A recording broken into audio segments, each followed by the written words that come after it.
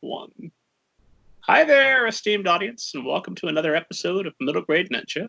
I'm your host, Rob Kent. As you know, I'm the author of Banneker Bones and the Giant Robot Bees, and its sequel, Banneker Bones and the Alligator People.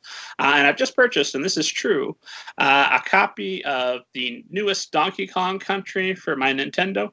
It's a game I am dying to play, and it is sitting unwrapped on my top shelf.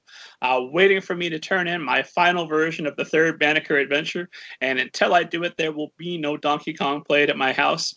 I can just look at it every day and see it taunting me. But you can go ahead and read Banneker Bones' first adventure, Banneker Bones and the Giant Robot Bees. It's available as a paperback and audiobook.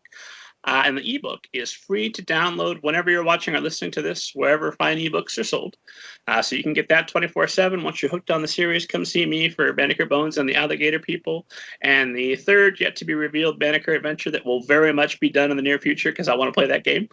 Under the super secret pen name Robert Kent, I write horror stories for older readers, such as my young adult novel, All Together Now a Zombie Story. Its companion piece, I'll write now a short zombie story. And of course, the Book of David, which is an extremely adult book. That one's about an atheist that buys a haunted house that then begins to give him religious visions involving flying saucers. So it's the craziest book there could ever be. It's 5 chapters long. It's a serial novel. So when you get your free copy of Banneker, of the Book of David, Chapter 1 by Robert Kent, you can download that one for free. Note going in, there's going to be a cliffhanger because that's just the start of the story. I've got 4 more chapters behind it. We're going for a wild ride. So test the waters if you're comfortable. If you want to go to crazy places with me, the Book of David by Robert Kent is available now. And also a book I never mentioned on the show, but I probably should, is Pizza Delivery. I love that story. It is a short novella about a pizza delivery that goes as wrong as it could possibly go. There is a man with an axe involved. There is a whole lot of murder, a whole lot of violence, as was my experience when I delivered pizzas. So tip your pizza delivery drivers. You never know what they're walking into. Check out Pizza Delivery. As always, keep up with what's going on in the show here at middlegradeninja.com. You can go there. I've got a list of all the guests that are scheduled to appear in the near future.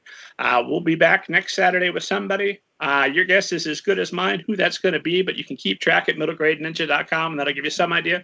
You can also read interviews with editors, publishing professionals, literary agents, and all the authors you'd ever want to read. Fantastic people that I'm so proud to have talked to over the years, and you can check out all of those interviews right now for free at middlegradeninja.com. That's it. I've talked myself out of announcements. Let's do this thing. Lauren, hi, how are you? I'm great, thanks, Robert. How are you? I am outstanding. I had a bit of a rough morning because it was a writing morning, and I mentioned I've got my pressure on with the Donkey Kong game. And I did everything but right this morning. I cleaned out my washer to make sure it's smelling nice and good. I vacuumed the whole house. Mrs. Kent is going to be so pleased when she comes home and she sees all the great stuff I've done. But I'm going to be up late because I still have to hit my word count. I think, happy wife, happy life, right? No, because I'll still have the obnoxious voice in my head when I'm trying to go to sleep. You didn't write today. You didn't hit your word count. No, I totally get it. We had a bit of an interesting morning over here as well because my daughter had a snow delay this morning, which there was only about an inch of snow on the ground, but apparently that was enough for a 2-hour school delay. So, and her friend from school unexpectedly had to get dropped off this morning so her mom could go to work. I fortunately, get to work from home, which is delightful and wonderful. So I got double kiddo duty this morning. Work from home while watching 2 7-year-olds, that seems. Yeah. That's something I also work from home a fair amount of the week, and that's something Mrs. Can asked me, like, why didn't you get more work? I got this amount of work done. Like, yeah, honey, you went to an office. You sat in a quiet place. I had a 5-year-old the whole time I was trying to get my work from home done. So for esteemed audience who hasn't been stalking you online, preparing for this interview and getting excited about all the things you've done, if you would just give us an overview of your career thus far. Sure. Okay, so my name is Lauren Smulski. I started off my career back in, I guess, you could say officially started in 2013 when I started working at Harlequin. So I was an editorial assistant reporting to the VP of what we called single title editorial back then, which was, the trade fiction imprints that exist now.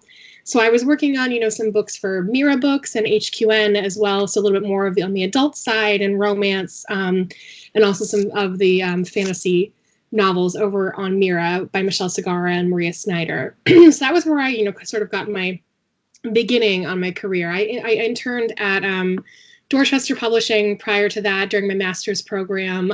But then after, so I started at Harlequin. I slowly worked my way up the ranks over the course of 6.5 years with the company, ending as an associate editor for Inkyard Press, editing primarily young adult fiction, a lot of YA fantasy and science fiction, but also was breaking into a little more contemporary, a few historicals here and there. And also had worked on my first nonfiction anthology as well, which was a collection of Me Too essays from young adult and children's book authors. It's coming out this coming January. What's the title of that one, and where can people purchase it? That's called You Too, and you can purchase it wherever books are sold. And it's edited by Janet Gertler, who's a middle grade and young adult author. I'm sorry, I didn't mean to kill your momentum. I just want to make sure we properly play. Yeah. So like I said, I spent 6.5 years at Harlequin HarperCollins, working primarily for Inkyard Press, formerly called Harlequin Teen. So a lot of my work at Harlequin was on young adult books, but I sort of kept my hand in with some adult projects as well. Again, editing Michelle Segarra and Maria Snyder for Mira, and I also acquired adult rom-com novelist Summer Heacock, who wrote The Awkward Path to Getting Lucky and Crashing the A-List. So I worked on a few adult rom-com novels as well for Mira. So my the genres I've worked on have been pretty broad across the board. Now, about a month and a half ago, I officially made my departure from the New York publishing scene and set up my own freelance editorial business, Lauren Smulski Literary. And so here I am now working from home full time, getting a lot more sleep, no longer commuting, which I cannot complain at all about. That is extremely exciting. That must be all kinds of empowering and wonderful in the morning, getting up and I assume not being a complete master of your destiny, because you still have all those things that have to be done, momming and all the rest of it. But that's got to be an exciting way to approach your day of whatever project you choose to work on today. That's what you're doing, yeah? It's true. I mean, it's you would think it is kind of like whatever project you choose to work on, but I do have a pretty set schedule in the sense that, like I book a certain number of clients per month, in terms of what I feel like I can actually get done in that amount of time. And I do have deadlines, of course, for all those people, much like I still did when I worked for a traditional publisher. And I got to hit those marks. So there are definitely days when I'm like, oh, I wish I could start this manuscript, but I really got to finish this one first. And I don't just do editing too. I do a little bit of freelance writing on the side for a couple of serialized fiction apps as well. So yeah, it's kind of a mix of things. So let's start there. What does your day look like these days? So typically getting up in the morning and getting the munchkin off to school. She starts school at 8:35. That's when I have to drop her off. And then I usually come back here and kind of, eat some breakfast, get settled in with a pot of tea. And, my day from there, it can vary day by day depending on the day of the week. 3 out of the 5 days, my daughter is in aftercare until 6. So I'm usually, here at my desk doing, either an edit or writing some scripts or something like that, throughout the course of the day, occasionally getting up to, empty the dishwasher or do some laundry. Because, that's nice to have that flexibility. Every now and again, the cat comes and interrupts and wants to walk across my keyboard or sprawl on my lap. So those are nice little additions to the day. And then a couple of days a week, my day ends a little bit earlier with my daughter has dance class, and I also co-lead a Girl Scout troop, her Girl Scout troop, the Brownies. So we have those meetings on Fridays. So that sounds like a full week. Yep. My sister was a Brownie. That's a great time. Good for you. Good for the Brownies to have you there on Fridays. And what a wonderful thing that's completely separate from work, I assume, to go off and be able to do at least part of your time.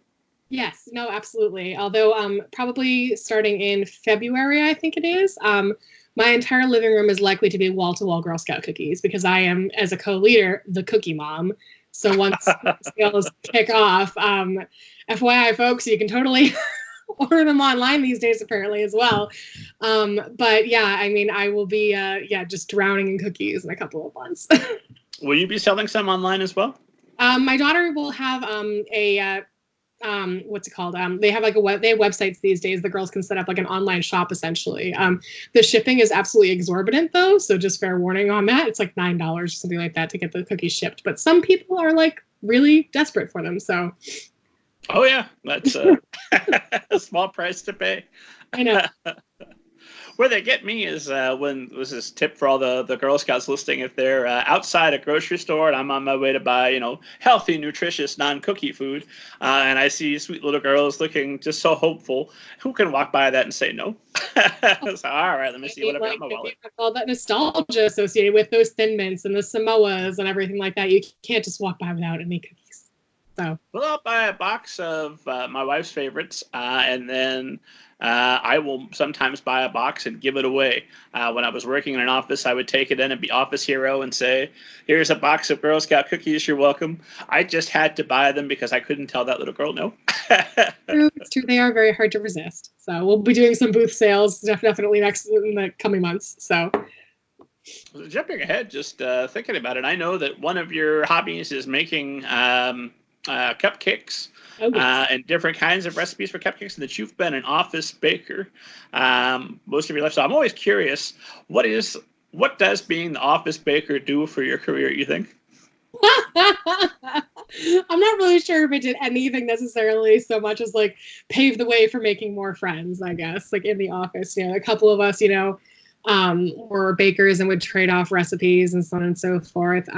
At Harlequin, we actually had a twice yearly bake off. We had one at Halloween and one at Valentine's Day where we'd all bring in, the baked goods and everything. And they would do a blind taste test and voting and all of that. I won a couple of those for either best, we used to do best tasting and also the ones that looked the best, like in best appearance, I guess, or whatever it is. So, but yeah, I don't know if it contributed to my career at all, but my coworkers really liked it. One year I made a piñata cake for my boss that she was just over the moon about. So. What's a piñata cake? So a piñata cake is it's usually a multi-layer cake, and you cut out part of the middle and fill it with either sprinkles or candy or something along those lines. Then when you cut into it, like all of the candy explodes out of it, basically. That's a thing? Yes, wow. I made my daughter's birthday last year. She freaked out. Like I filled a very decadent chocolate cake with M&Ms, and as I was cutting into it, I have this hysterical video of cutting into it. And I was like, oh, it feels like there's something weird in here.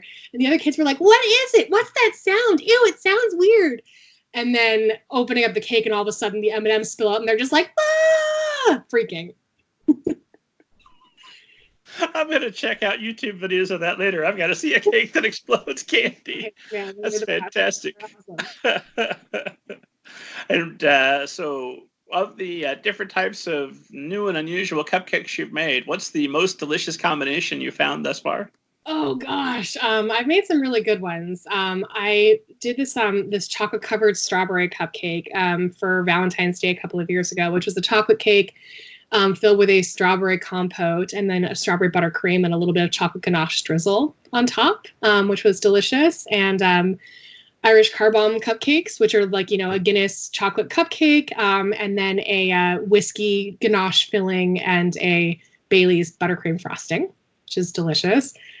And then one more chocolate salted caramel cupcakes are very delicious and fantastic. And I'm actually going to be trying my hand at a red velvet cake for the first time this weekend for a friend's birthday. I've never made red velvet before, so I know. It sounds like the pressure's on now, right? Yeah. Her boyfriend told me either red velvet or lemon, and I was like, well, I don't really like lemon cake, so we're going to go for the red velvet and see how it turns out. Is it something that's next level to make red velvet, or is it just not something you've wanted to do thus far? I just don't often, it doesn't really occur to me to make it, but essentially red velvet cake is really just a chocolate cake with red food coloring. Really? Yes, that's all it is. And with a cream cheese frosting. That's really what distinguishes it more than anything else is the cream cheese frosting and the distinctive red color, but it's literally just food coloring. I'm going to drop that fact at a dinner party next time I see somebody eating red cat velvet, and I'm going to blow their mind. I'm like, yeah, I know stuff. That's great. Yep. Let's start with we've started. Let's talk a little bit about your early career, because this fascinates me, is how people get into editing in the first place. And I know that people that listen to the show want to know how does an editor become an editor? Who are these people I'm going to be working with? And also, if I wanted to edit, how might I do that? So I know I read in your bio that it wasn't until your junior year people watching the video can see that you've got your Ithaca flag flying proudly in the background. But it wasn't until your junior year that you decided that you wanted to pursue a career in publishing. So what were you interested in prior to that, and what clicked that junior year that said, oh, publishing, that's what I should do? So I went into college as a journalism major, thinking that I was going to be the next great political journalist. Woo, that was going to be like my big thing. But back in college, I, started taking poli-sci classes and, was like, the government is corrupt. I hate politics. Which my views have obviously evolved a bit since then. We won't go into that discussion, obviously. It's corrupt but nuanced? Yeah.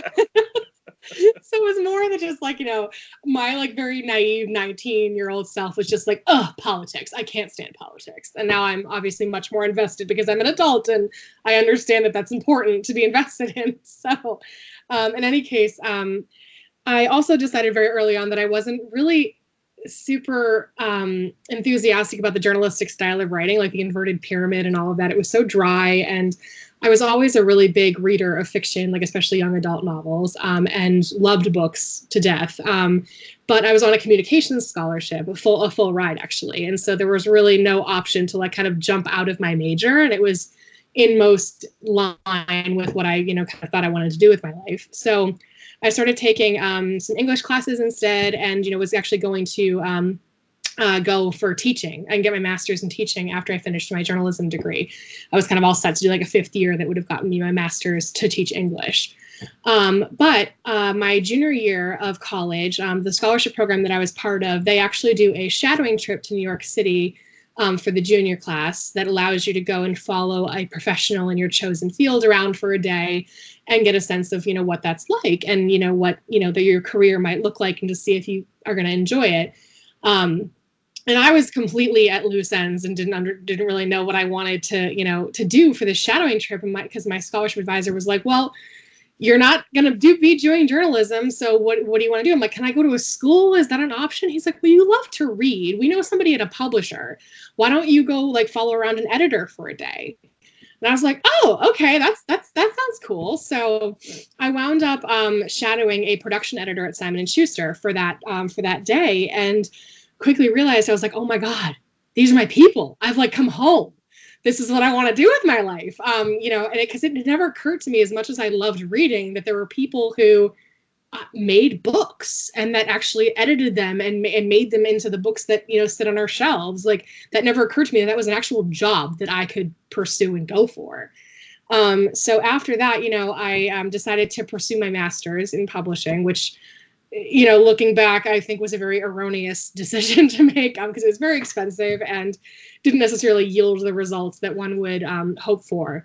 If I were to give advice to anyone who's trying to get into the publishing industry, I would say, don't go get your master's. Don't necessarily go to do all those certificate programs, because it's not going to, A, make you any more money, and B, it's not necessarily going to get you the connections that you want. I would show up to an interview and they say, I'm master's, come right in. Yeah. Right this way. Let's clear a desk for you. I know. Ironically, when I was because I ended up doing an internship, which I did get as part of my master's program. I did have, the resources within the master's program gave us some connections to network with people in-house to be able to get internships. So that was helpful, but I also don't necessarily think that it was crucial. I think I probably could have eventually made those connections on my own. to be able to get internships and stuff. So internships are your most viable source of getting, the experience to work at a publisher. But I remember going into my my interview at Harlequin, my first interview there for the editorial assistant job that I eventually got. And I remember somebody telling me, like, it seems like you have a lot of experience for an editorial assistant. And I was like, I have a master's and 1 internship. What do you want from me? Like, are you serious right now? So, and, but it was interesting because she gave me some really good advice in the sense that she's like, it takes a long time to climb the ladder in the publishing industry and to work your way up to a point where you're going to be like a full-fledged editor and acquiring books and actually working on your own stuff. So you have to know that, to be patient with that. And I was coming in a little bit later, I think, than most editorial assistants because I had done that master's program and I had also taken some time away from New York. So I was, and it wasn't even that old, I was like 25. So, but when your average editorial assistant is coming right out of college at like 21, 22, and I was like 25, 26, I was a little bit, I guess, more senior, if you could say that. I know that because I've talked with editors past that I've been told that you're looking at somewhere between $20,000 and $30,000 for an editorial assistant job around that time. Is that about the ballpark of what you were looking at? I think most editorial assistant salaries are starting in more like the 30,000 ballpark in New York, anywhere between 30 and 35, depending on which house you're starting at. I know I started at, Harlequin, 33,000 6.5 years ago. But it's standard and on par for the industry.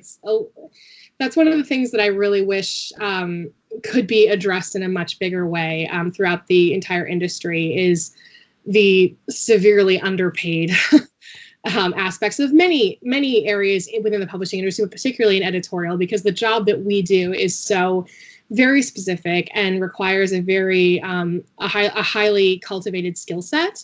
And it's not something that everyone can do. And without us, there wouldn't be a product to actually sell necessarily. I mean, you have the authors, of course, they're the biggest contributor creatively to the project, but without the editors to, take out all those typos and to craft the stories into something that's really saleable and marketable, you don't have a book to put out there. So it's a little bit... you do, you just shouldn't. Yeah. But it seems a little criminal that, editors are as underpaid as they are. That always blows my mind because I don't know how to get by on $33,000 in a small Indiana town, let alone Manhattan. Yeah. Well, that's the other part of it is like expecting, your talent pool to also live in one of the most expensive cities in the world on that level of pay. So were you working another job when you started, or? Nope. I had a roommate, which was helpful. My student loans were deferred for a little while, which was also helpful. But yeah, that was largely, just kind of making it work with a roommate, and I eventually, about a year after I started at Harlequin, my husband and I moved out to Connecticut. He was already living out here. We were doing long distance. We weren't married at that point. And so, I moved out to the suburbs, which, was definitely cheaper in terms of rent and all of that, but I was paying an arm and a leg to commute. So it really wasn't that much different in terms of my cost of living expenses. So, but I was sharing it with somebody else here, which was helpful. And so now you're in Connecticut most of the time, but obviously a short commute to the city if you need to get back. Yeah. And this is something that's kind of a hobby horse of mine because I want to see publishing continue to move out from the country. I don't think it's good that it's all headquartered with the similar types of people within the same 2.5 miles, I think, is the square mileage of where publishing is located. Yeah. I come out, move out. Let's get some Ted Kaczynski Unabomber types in a shack in Montana. Let's have one publishing house there. Let's do some more in Indiana here. Let's go nuts. Let's get everybody involved. What are some things that you can only do in New York that you wouldn't be able to do working in Connecticut or someplace else? I mean, I guess the one benefit, to publishing being in New York is networking in that sense, in that a lot of agencies, of course, are also located in the city by necessity, because we are, of course, all the publishers are down there. So it is really easy to be able to, pick up and, go out to lunch or a coffee or drink, something like that with an agent, like during the course of the workday or just after, and be able to, develop those relationships and everything. But at the same time, I mean, that's not necessarily something that you can't do over the phone, or over Skype, as you and I are doing right now. I mean, there's no reason why, we can't cultivate those relationships in different ways, from different places. And I think that also, speaking to your point, like if we were to expand outside of the, immediate New York City area in terms of where a lot of the agencies and where a lot of the publishers are located, that opens up, the talent pool to a lot of people, especially from marginalized communities, to be able to actually participate and, be part of the publishing process. And in that sense, I think what would follow is if you have more marginalized representation within the publishers themselves, within the publishing professional community, you also will end up acquiring and cultivating more marginalized authors and voices, and putting more diverse books on the shelves. Makes sense to me. Let's do it together. Let's start a program. Make publishing across America. Out of New York, make it more accessible. And not Ted Kaczynski types. I have no idea what comes into my mind sometimes with these things I say. I have no idea why that would be beneficial to publishing, but more people certainly would be. And part of this too is that, I can't see how publishers themselves wouldn't benefit, because their overhead costs would go down significantly if they weren't located in New York. I mean, the cost of renting these office spaces is obscene. And so many of the publishers are moving over to open floor plans in order to save a little bit of money on office space and all of that. But I don't know if, for all those other editors out there and even authors as well, like I don't know anybody who edits or writes well in a common open office floor plan. I mean, if I don't have like veritably complete silence in my own space with nobody to bother me and come up and bug me, like it is very hard to get into the zone of editing. So a lot of my editing was not done in the office because it just was too hard to focus. I would either lock myself in like a small conference room, so I could, get some quiet time on my own, or I would just do the editing here at home. Then I assume you've got your long commute that might be good for some editing, or not so much. It was before I had a kid. And then I was just so exhausted all the time that it was largely for sleeping. But yeah, I used to commute about an hour and 45 minutes each way to work. Wow. That's a good time for, I assume you're not driving, you're riding, or are you driving? I was riding the train. I would drive like 5 minutes down the street to the train station, park, and then I was either Metro North or Subway all the way the rest of the way. And so I'm just thinking, I'm wondering if there won't be a generation of editors that when they get a little bit older all have tinnitus because they're all wearing earphones to block out the open office plan so they can focus on their writing or editing. So, okay. Starting with Harlequin as an editorial assistant, what does that look like? What does your day look like then? So I think my experience was maybe a tiny bit different than some other folks because I was assisting a VP who only had a couple of authors actually on her docket. So I don't think I was doing quite as much as some other editorial assistants in the sense of, like doing as much of like the scheduling and the copy requests and, working on art fact sheets and editing and so on and so forth. A lot of, the things that I did for my boss at the time was, I did all of that for her authors, but also was managing her calendar, answering her phones, doing her expense reports, like all of those things that you would do for a high-level executive as an executive assistant. That's essentially what I was doing, is I was balancing the responsibilities of being an editorial assistant with also being an executive assistant. So it was interesting trying to balance those two things.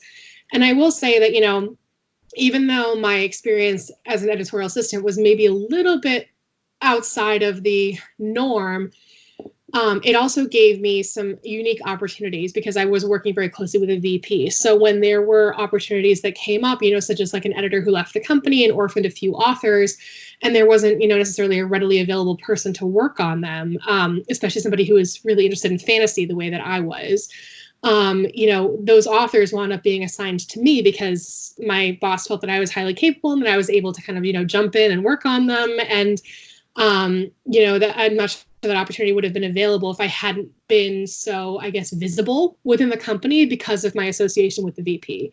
And being able to work on those authors very early on positioned me well to move up the ranks and eventually up to assistant editor and then associate and acquire my own list.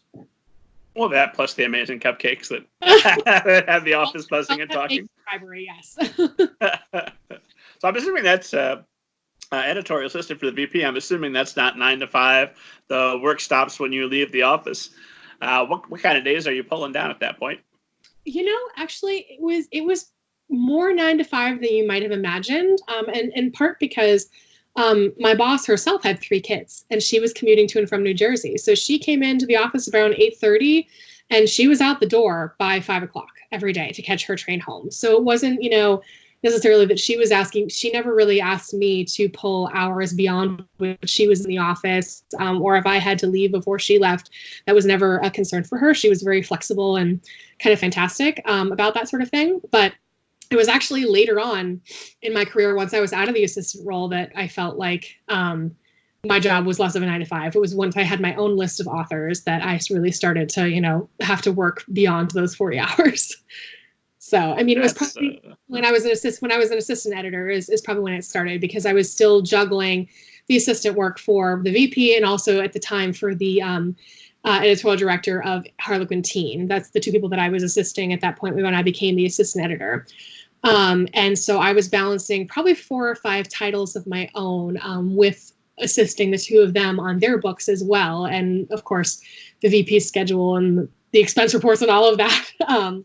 So those were definitely probably about 60-hour work weeks.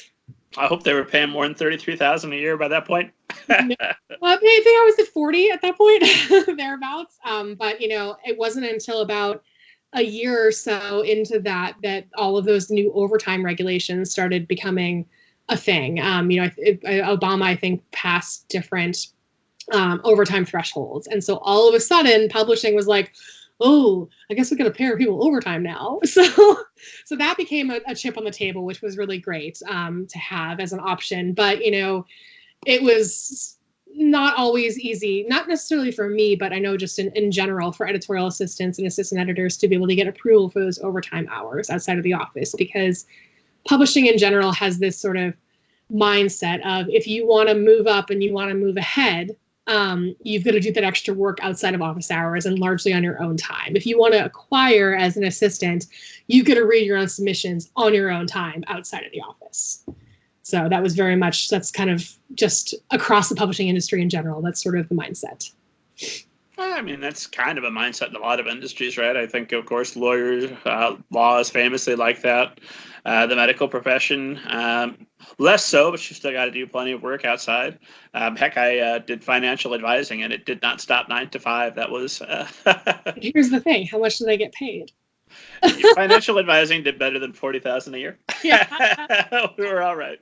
And all of that. Yeah, they make a lot more than $40K a year. So. And I apologize for being so crass. I know it's rude to talk money, but when we're talking about just publishing in general, I appreciate you being so forthright about that. No, it's an issue in the industry that really I think desperately needs to be corrected, and it's definitely one of the reasons why I decided to launch my own business and to shift out of the normal traditional publishing path, because it's going to be more lucrative in the long run, and I think that a lot of editors are choosing a very similar path, and agents as well. It's just that the money isn't there in traditional publishing, and there's not much incentive to stay and kind of burn yourself out for what we get paid. I mean, isn't there like a package where once you become Grand High Pumbaa editor, whatever the title is, that then you get a golden parachute and unlimited retirement and all that kind of stuff? I mean, that's the thing, is that the other benefits, at least, where I was at, were pretty good. Like vacation packages were good. We had unlimited sick days, which was fantastic. Because when you're in an open office floor plan, you're always getting sick. Of course, because the germs are just going everywhere. That makes sense. And the retirement was definitely competitive, so they made up for it in other ways. But yeah, that just the day-to-day living, it's tough on that low amount of money. So it's not until you get to be like an executive editor, editorial director, that you actually break into the 6 figures. So, okay. I want to talk a lot about the freelance work that you're doing now and that you're available to, and that esteemed audience can find out more about how to submit to you and get that going. But I want to ask just a couple more questions about your time at Harlequin, because I think that'll give us some idea of all the knowledge that you're bringing to your new business. But I'm always curious, trying to figure out what the different titles within an editing house mean. What's the difference between an assistant editor and an editorial assistant, or are those synonymous? And how does that different than actually doing editing? So an editorial assistant is, like your base level. It's your entry level position. It's where, most people come into the industry. And largely when you're an EA, as we call them, you're doing mostly the work for your boss. Like you're working on their titles, you're helping write cover copy, come up with title fact sheets for launch and things like that, helping, we call them art fact sheets in terms of filling things out for the cover briefing documents, that sort of thing.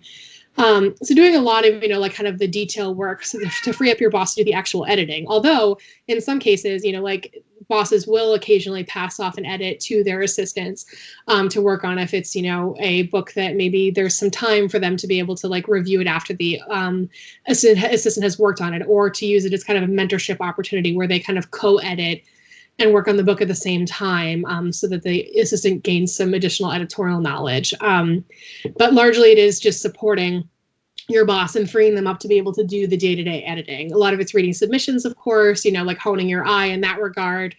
It's generally not, and so the next level up from that is assistant editor, or AE.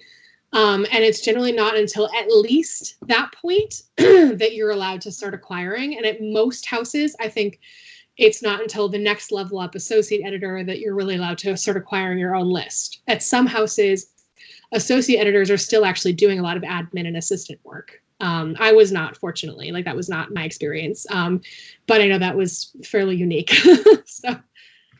So if you're acquiring as an editorial assistant, is that just, I like this book, let's do it? Or is it, let's pass it up to the committee and get people to weigh in? Or yeah, it is definitely a process. I mean, so the way it worked at Harlequin was if I read a book and I really liked the submission and everything, I would bring it forward to my boss.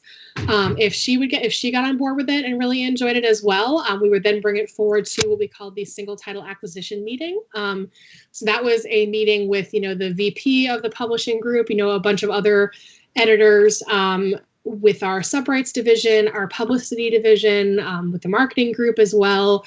Our marketing group actually had a pretty major say in our acquisitions, because if they didn't feel like the book was saleable, or if they had enough of a hook to market it, it would be a no in terms of acquiring. So it's a very collaborative process with a lot of cooks in the kitchen, if you will, in terms of what they decided to acquire.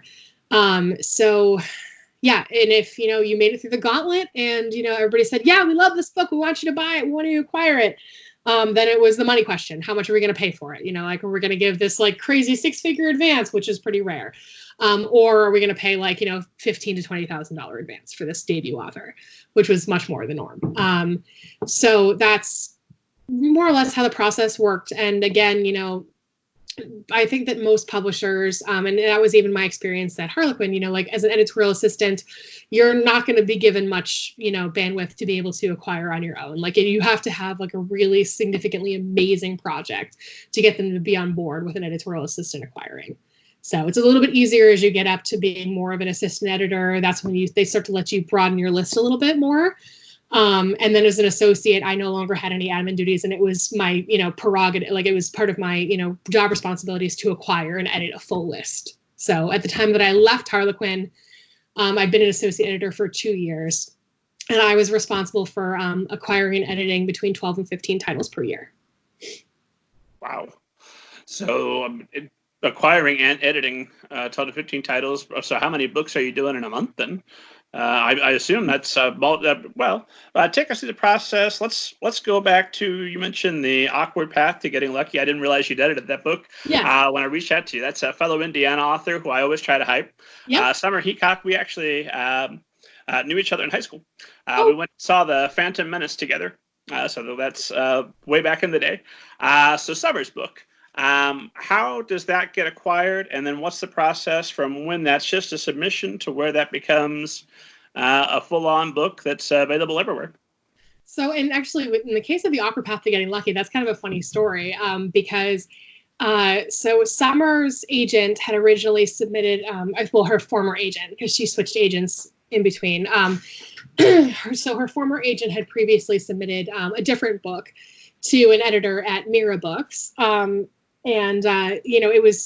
was a very close call. Like the editor really liked it, but she couldn't get it past the acquisition committee or couldn't get it past her boss. I'm not really sure exactly how that went down. But in any case, when Summer switched agents and had the awkward path out on submission, originally they tried to submit it to that other editor who was actually on maternity leave. So they submitted it to somebody else who then shortly after left on maternity leave as well. So it went through like 3 different editors who were like either out on leave or, like something like that before it finally landed in my inbox. And I remember at the time, her agent was friendly with another colleague of mine, not on the same imprint, who was actually on the teen imprint. And he was like, my agent friend has like this, book on submission with you. I know the pitch sounds kind of weird, but you definitely need to read it. Like, do me a solid and like take a look at it. And so I opened it up and I was like, God, this pitch is so bizarre. But when I started reading it, it was just laugh out loud, hysterically funny. I was sitting there in my cubicle, just like cackling to myself. And all of my colleagues are like, what is going on? Why is she laughing in her cube? So it was very disruptive for the entire day because I couldn't stop laughing at this manuscript that I had.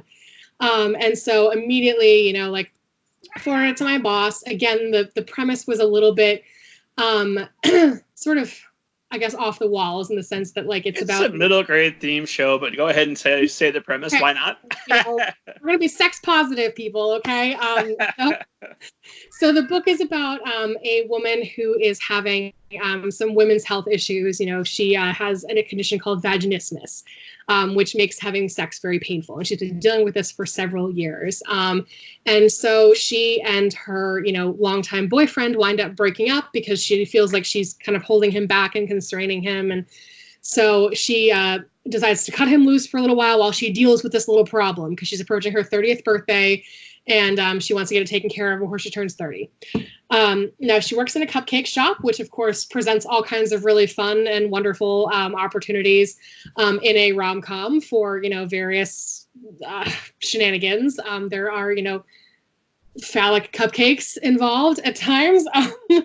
It's very funny. So in any case, she winds up... I'm sorry, my cat just jumped up on the desk. He just wants to say hi. I'm surprised mine hasn't made a guest appearance this episode so far. So in any case, she winds up meeting this physical therapist and starts a relationship with him. And of course, her condition resolves itself and so on. And they wind up happily ever after. Sorry to spoil the book for y'all. A romance that ends happy. What? Exactly. Yeah. But it's hysterical, and you definitely pick it up if anybody who's in the adult part of the audience, like definitely pick it up. It's really fun. So anyway, I fell in love with it. Brought it forward to my editorial director at the time. She was a little bit leery, but again, it was really funny and the tone was great. So we brought it forward. The acquisition team felt much the same way. They were like, this is kind of a very bizarre premise, but we don't have really a lot of rom-coms on the list, and rom-com seems to be like having an emergence now, so let's take a chance. And we did, and so we published it, and we published a second book from her, which was... let me slow down just a little bit, because I always imagine that that Superman scene of the people in mirrors say, guilty, guilty, as you stand with the hula hoop with your manuscript. How many people are weighing in on this book to let it go forward? About probably 15 or 20 people. So, and it's all done over video conference for us too, especially because so the bulk of the editorial team is actually in New York for Harlequin, but Harlequin was originally a Canadian company. So the bulk of our marketing folks and our art directors, a lot of our leadership team, they're actually up in Toronto. So we did a lot of our, all of our acquisition meetings and a lot of our meetings in general were done over a video conference. So I'm sitting there in a room with a couple of other people down in the New York office, pitching to all these people over a video in Canada and being like, please like my book. So, and then, you asked, how does a book get from, acquisition to publication? Sorry, that was a very long-winded, description of Summer's book and the acquisition process. So once a book is actually acquired, generally the first thing that I do is I will reread it another time, or generally we'll do another read through the book so that I can draft up what's called an edit letter. So this service is actually akin to what I offer now, which is called a manuscript assessment. Or an editorial assessment. It's a quick read through the manuscript to give a broad strokes assessment of the problem areas, different things to do with like the overall structure of the story, if there's significant plot holes that need to be filled in and explained, if the world building is feeling a bit thin in certain areas, if the character development isn't quite there and on par, if the romantic relationships don't feel earned and properly seated. All different things, like those very broad strokes parts of the story. You're doing an assessment of those areas and providing feedback to the author so that they can get started on revising and trying to fix those really big picture issues before we dig down into like the nitty gritty. And you're doing that, and you've got assistants weighing in as well. How many people are weighing in on that portion? Just me. Okay, well, that sounds like all you need, because it's a fantastic book. Literally, from start to finish, honestly, every now and again, I would, potentially ask a member of my team, to take a read if I felt like there was an area that was outside my area of expertise, or if I wanted an extra set of eyes on or something like that. For instance, I had a member, if I had a character who was gay and I thought that, I wasn't necessarily 100% qualified to do that character, editing that character justice. I had another member of my team who was able to take a look at it for me, or we'd send it out for a sensitivity read during the process, to make sure that we were portraying those characters authentically. By and large, the development of the story was, kept in my hands, mine and the author's, of course. So after that initial manuscript assessment period and that first revision letter, most authors at that point are ready to go in what's called a developmental edit. And so that stage is, still looking at, some big picture issues and making sure that those initial big picture issues that I identified in the first letter have been addressed enough, but dealing more with scene by scene, page by page specifics. And so going through and making sure that, if there's a particular moment that I feel could use a little bit of jazzing up, or, maybe they're doing more telling than showing in a particular area. They're kind of summarizing instead of actually allowing us to live in that moment with the character. Or if there's a section where the dialogue is just very, very heavy and there's not a lot of, character reactions or internal thoughts and motivations coming through, I'll, highlight that and say, we really need to get more into the main character's psyche and their mindset and how they're reacting to this. If the emotional undercurrents feel like they're not deep enough and they're not being fully explored. So the developmental edit is basically still looking at those big picture issues, but on a page by page basis, and making sure that those are, being sufficiently fleshed out throughout the entirety of the story. And of course, identifying any additional new issues that might have cropped up during the first stage of revisions. And so that's another service that I offer now as a freelancer. And then after the author finishes those revisions, generally, and as part of that developmental edit, not only do you get notes within the manuscript itself, but usually there's an additional revision letter, an edit letter that goes along with that kind of highlights, okay, in the manuscript I have all these specific notes on particular pages, but in the edit letter there's also more big picture stuff, and I noticed this recurring theme happening throughout this problem that kept happening page by page. You need to really look at that overall arc there. So once that stage of revision is complete, generally you're ready to move on to the line editing stage, which of course is, the most comprehensive, close look at the manuscript. It's literally looking at every single individual word and sentence. There is some, degree of correcting for grammar and punctuation and structure and all of that. But it's really just making sure that the sentences feel as if they're organically written, as if as if the dialogue sounds like something somebody would actually say. It's not just stilted.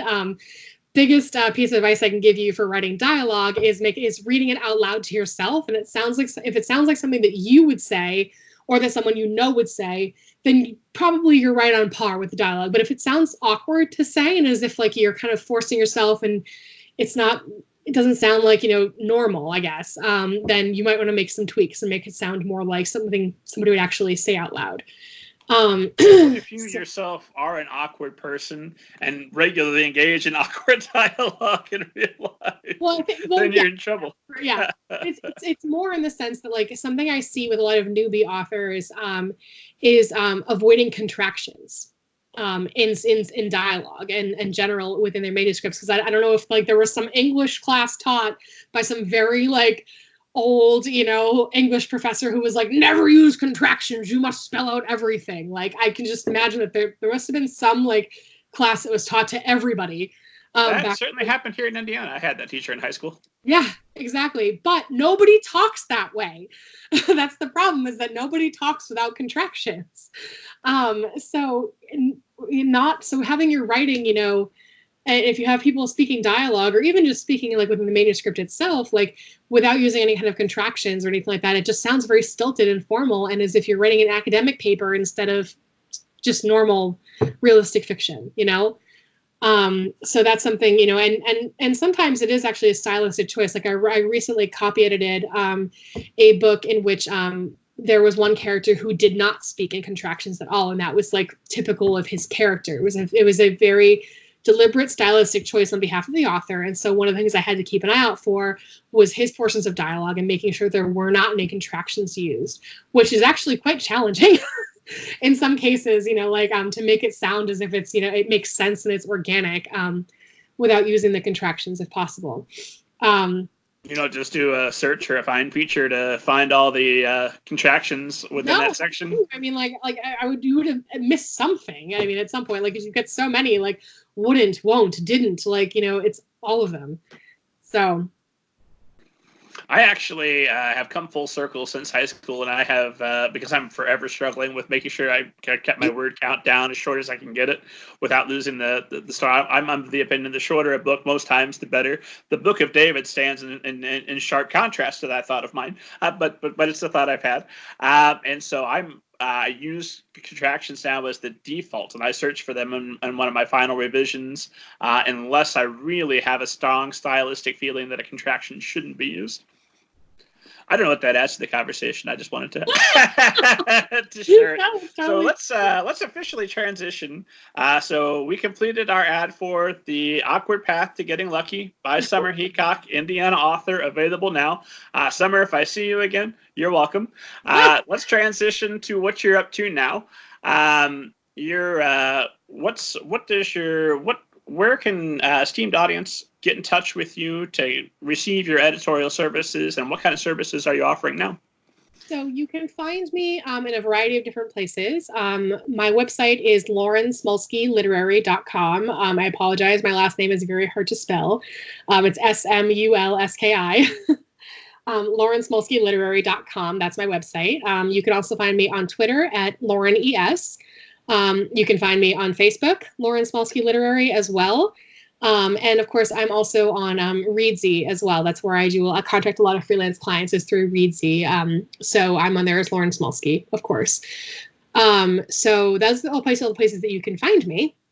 In terms of the different services I offer, I offer the entire breadth of editorial services that you would find normally from an editor. So everything from manuscript assessments to developmental edits, line editing, and then of course the more nuanced copy editing and proofreading, which is of course, copy editing is correcting all those like spelling, grammar, punctuation issues, checking for consistency throughout the manuscript, making sure that you're not jumping ahead like 6 months or whatever accidentally, or that like, so-and-so is still wearing his blue coat instead of a red coat 20 pages later. Things like that. And, proofreading, which is kind of like that last, last defense before the book goes out there, which is, catching those last few typos, making sure that the spelling is all according to Merriam-Webster, everything's edited according to the Chicago Manual of Style, so on and so forth. It's just, those last few nitpicky errors that might have just made it through like 6 rounds of editing, because they're always there. I have so much respect for those errors because they just get glossed over like 6 times. Anyway, and that's that. So the copy editing and proofreading services are typically a little bit more useful for authors who are planning to self-publish. I would not necessarily recommend anyone who's looking for a traditional publishing path to pay for copy editing or proofreading services but to a freelancer, just because you're going to get that done in-house. Your publisher is going to do that for you, and you're not going to have to pay for it. So that's not something that you're spending your money on. If you're looking to go the path of traditional publishing and you want to get the eye of a freelancer on your work ahead of time, a manuscript assessment and a developmental edit are probably the things that you want to focus your budget on. In addition to those like traditional editing services, I also offer, like query letter reviews, query packaging, which is essentially taking a look at your query letter and also the first 50 pages of your manuscript and giving those a really intensive, thorough edit. So prepping stuff for queries is something I can do. Can I pay you to pick out a list of people for me to query? I mean, sort of, I guess. I do know a lot of people in the industry, but honestly, I think that authors are probably better off doing their own research in that respect. There's an amazing resource out there called manuscriptwishlist.com, which was created by the lovely Jessica Sinsheimer. And she and a couple of other colleagues created this website, manuscriptwishlist.com, a few years back, that has a very extremely comprehensive listing of a bunch of different agents in the industry, as well as editors. It's a great resource both for aspiring authors who are looking for agents, because they can find, they can search by genre and like what different agents are, representing and what they're interested in and bringing onto their list. And then agents in turn use the website in order to find editors that are compatible with the projects that they're trying to submit to publishers. So that's a really great resource that I think every aspiring author should tap into, because it's a free service. You can go in there and do your own research. And it's good to show agents that you've done that research, that you have picked them for a particular reason, that you're not just, sending them your work and saying, dear sir or miss, like dear, to whom it may concern and all of that. Like, no, they've done some research on you and they say like, dear specific person's name, I picked you to submit to because I saw that you were at this conference or because you edited this book and I feel like mine would sit on the shelf nicely with that. Like that you've done your research on this particular agent, because those are the kinds of things that are going to stand out in a query letter. They're going to say, oh, this person actually knows who I am. They care about what I've done. And, they've taken the time. So maybe they're a little bit more worthy of consideration, I guess, So that's something that's really important to do. Let them know, obviously, that you heard their interview on the Middle Grade Ninja podcast. That's a movement I'm trying to start. I want more agents opening up the emails to say, oh, yeah, I saw you on Middle Grade Ninja, and I knew that you were the perfect editor for me. So you'll do that, and then so you'll revise the whole query till where it's tip top, can't miss. Yep. Guaranteed success.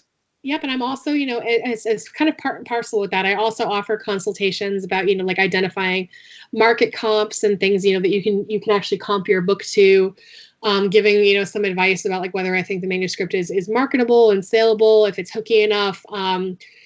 For self-published authors, like a service that I'm offering too is, again, consultations on like, what comps to use. I also help with copywriting. And actually writing flap copy or revising flap copy if it's got something existing already. And, just consultation on like the state of the market. I'm happy to have conversations like that with authors and talk about, like any, I guess, publishing related questions they might have. I can do that, looking over author websites and seeing if there's, anything missing, based on my experience and what our marketers in-house would say that the author websites should have, or, like great websites that I've seen out there from, very successful authors who have big followings and fan bases. So those kinds of like more specialized, like kind of per diem consultation services. I offer, Americanization of books that were previously published in the UK or Australia to put them into more of the US market, make them more saleable over here. And, probably my biggest specialty, I guess, is world building. It's something that I'm known for. I've been working on fantasy books for pretty much my entire editing career. That's where where I like to read, and B, like the types of books that I've been working on for a long time. And, you know, if you know anything about me as an editor, you know that I tend towards those really epic, like, crazy fantasy series that, you know, like really dig into intense world building and lots of like big casts of characters and all of that, like Game of Thrones. What are 3 favorites? Huh? What are 3 favorites?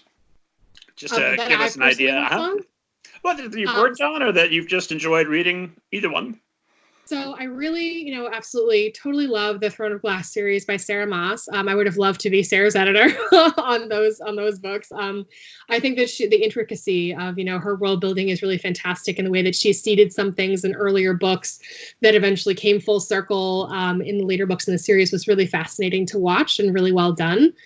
And one of my earliest acquisitions for Harlequin was The Black Witch by Laurie Forrest, which of course, you know, did have its share of a little bit of controversy and all of that. But Laurie's world building is just this phenomenal, amazing depth in terms of, you know, the richness of it. You know, she has so many different types of characters, the different magic systems, and everything is just like contained right up here in her head. Like if you ask her a question, she knows the answer, and it's just incredible to watch. And of course, you know, like I worked on Amanda Foodie's Shadow Game series. I'm looking at my bookshelf. Amanda Foodie's Shadow Game series I really enjoyed working on as well. That was another one of my early acquisitions for Harlequin. And just, you know, some things that I've read recently, I really liked. Sorry, looking again at the shelf. Christelle DeBoss, A Winter's Promise. That series was just like really gorgeously written and wrought, and I love the world building in those books as well. The Graceling series, of course. Sorry, again, looking at my list of books. And Tamora Pierce is a longtime favorite. She is, you know, the queen of fantasy. She's the one who really got me started with reading and enjoying fantasy. The Alana, you know, the Song of the Lioness Quartet, of course. Like those were the books that really got me reading fantasy novels first. So. You mentioned earlier when you're doing a proofread copy edit that you'll find if a character's got one color coat in one scene and then it's another coat 20 pages later. I imagine that's a problem. It's just magnitude times a bajillion when you're dealing with intense world building and Yes. fantasies. How do you keep track of that stuff? Because I'm the author and I can't keep track of that stuff in my own book. So when you come in and edit, how do you keep track of it all? I mean, a lot of it, you know, like at least for the authors that I worked with when I worked in house, like I was in with them on those series from the ground up, you know, like starting off. So I, you know, wouldn't say that I knew their world building as intricately as they knew it, of course. But, you know, you read a book so many times that, you know, you learn to sort of keep track of these sorts of things. But in terms of, you know, just in general, and especially working with the freelance authors that I work with, something that I encourage fantasy authors to do is to create what's called a world building Bible. And so that is basically, you know, like before you even really start writing the book, or even if you've gotten partway through it, like I think it's really advisable to kind of just stop and create your guidebook essentially to this world. All of the things that, you know, a reader should know about your world, you know, like what kind of money do they use there? You know, how does the magic system work if there is any magic, like, or is there some kind of advanced tech that needs to be kind of explained and seeded through? You know, what are your characters, what languages do they speak? How are their dialects different, you know, from place to place? You know, what roles do the different types of people play within society? Like, what are, like, I guess the caste, the social, you know, like structures within the world? How does the government work? You know, like all of these things, I think, you know, it really behooves fantasy authors to kind of figure them out from the get-go and really fully imagine their world as much as possible before they start writing it. And of course, there's always going to be things that kind of crop up throughout the book as you're writing it, where you're kind of like, oh, I'm not really sure. I didn't really think about what I wanted to do here. But then, you know, hopefully there's fewer of those moments if you've taken the time to create your world building Bible. And that's something that I also, like, again, a service I provide is consultations on those world building Bibles and helping them to develop them and really brainstorm and flesh those worlds out before they start writing. How long should a good world Bible be? I think it really depends on how complex and intricate your world is. Like, I mean, I'm sure it can be anywhere from just a few pages long if your world building isn't, you know, incredibly intricate, to, gosh, maybe 50 pages. So It really depends, again, on how complex your world is, whether you're writing more than one book in the series, etc. I know, just kind of fun, off topic a little bit. I've mentioned before, my wife, one of the many things I love about her is she wrote her master's thesis on The Gunslinger by Stephen King, which of course is the first book in the Dark Tower series, which is one of my favorite fantasy series. I don't know if I'd put it number one, but it's up there. She reached out to the person that wrote the official compendium, and Stephen King has talked about. In fact, I think it's a blurb on the compendium of itself. That thank God this fellow whose name I can't remember. Sorry, compendium fellow, but it's the Dark Tower compendium. Stephen King said, "How useful for you to have put this together for me, because now I'm using it to write the additional books." And she reached out to him and had a response within 24 hours. So he's quoted heavily within the master's thesis. I don't know. I don't know that has any relevance to what we're talking about, other than art. Isn't world building fun? Isn't it neat to have a nice big compendium? No, it is absolutely fantastic, and also, like, as I'm learning too, as a freelancer, like on certain books that I work on, especially if I'm doing a developmental edit, instead of an editorial assessment, or if I'm doing a copy edit, it's really helpful for me to have, at the very least, like a few pages, identifying, like, who the main characters are, so I know what the proper spellings of their names are, for instance, like what their relationships are with various different people in the world, who the king or queen, if there's a kingdom, or the ruling class, like whoever those important figures are, what the names of the different, like, towns that the characters are visiting, and like different qualities about those towns, the names of like the countries and continents, so on and so forth. If there's any, like, weird quirky spellings in the book that I should be aware of, like, those are actually things that I have started asking authors for, because if I'm not involved with the book from like the very first like manuscript assessment, I'm coming in kind of partway through, to do like a line edit or a proofread or something like that. I need to know that what those things are, so I can make sure that they're consistent throughout the manuscript. So if I come to you, I'm listening to the Middle Grade Ninja podcast, as I do faithfully every week, and I'm so excited, and I want to reach out to you and make you my editor, or hope that you'll be interested in taking me on. What should I send you? How should I approach you? What do you need to know for us to get the ball rolling? So I have a contact page on my website, which has like your name, your email address, like how to contact you, and so on and so forth. And essentially the things that I need to be able to give a quote and determine if we are a good editorial fit are, like probably a 10-page sample of your manuscript to get a sense of, like what your writing is like, like a brief synopsis, even if it's just a few paragraphs, so I know what the book is about, the genre that you're writing in, whether, what category in terms of whether it's adult or young adult, the word count, and what kind of timeline you're working on, whether you need it done like tomorrow, which, sorry, it's not going to happen. Or if you, what if I will pay you $1 million? Months is fine, like one or the other, generally, I say on my website that generally for full manuscript services, I can guarantee a turnaround of about 3 weeks.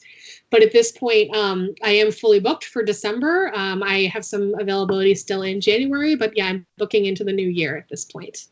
So.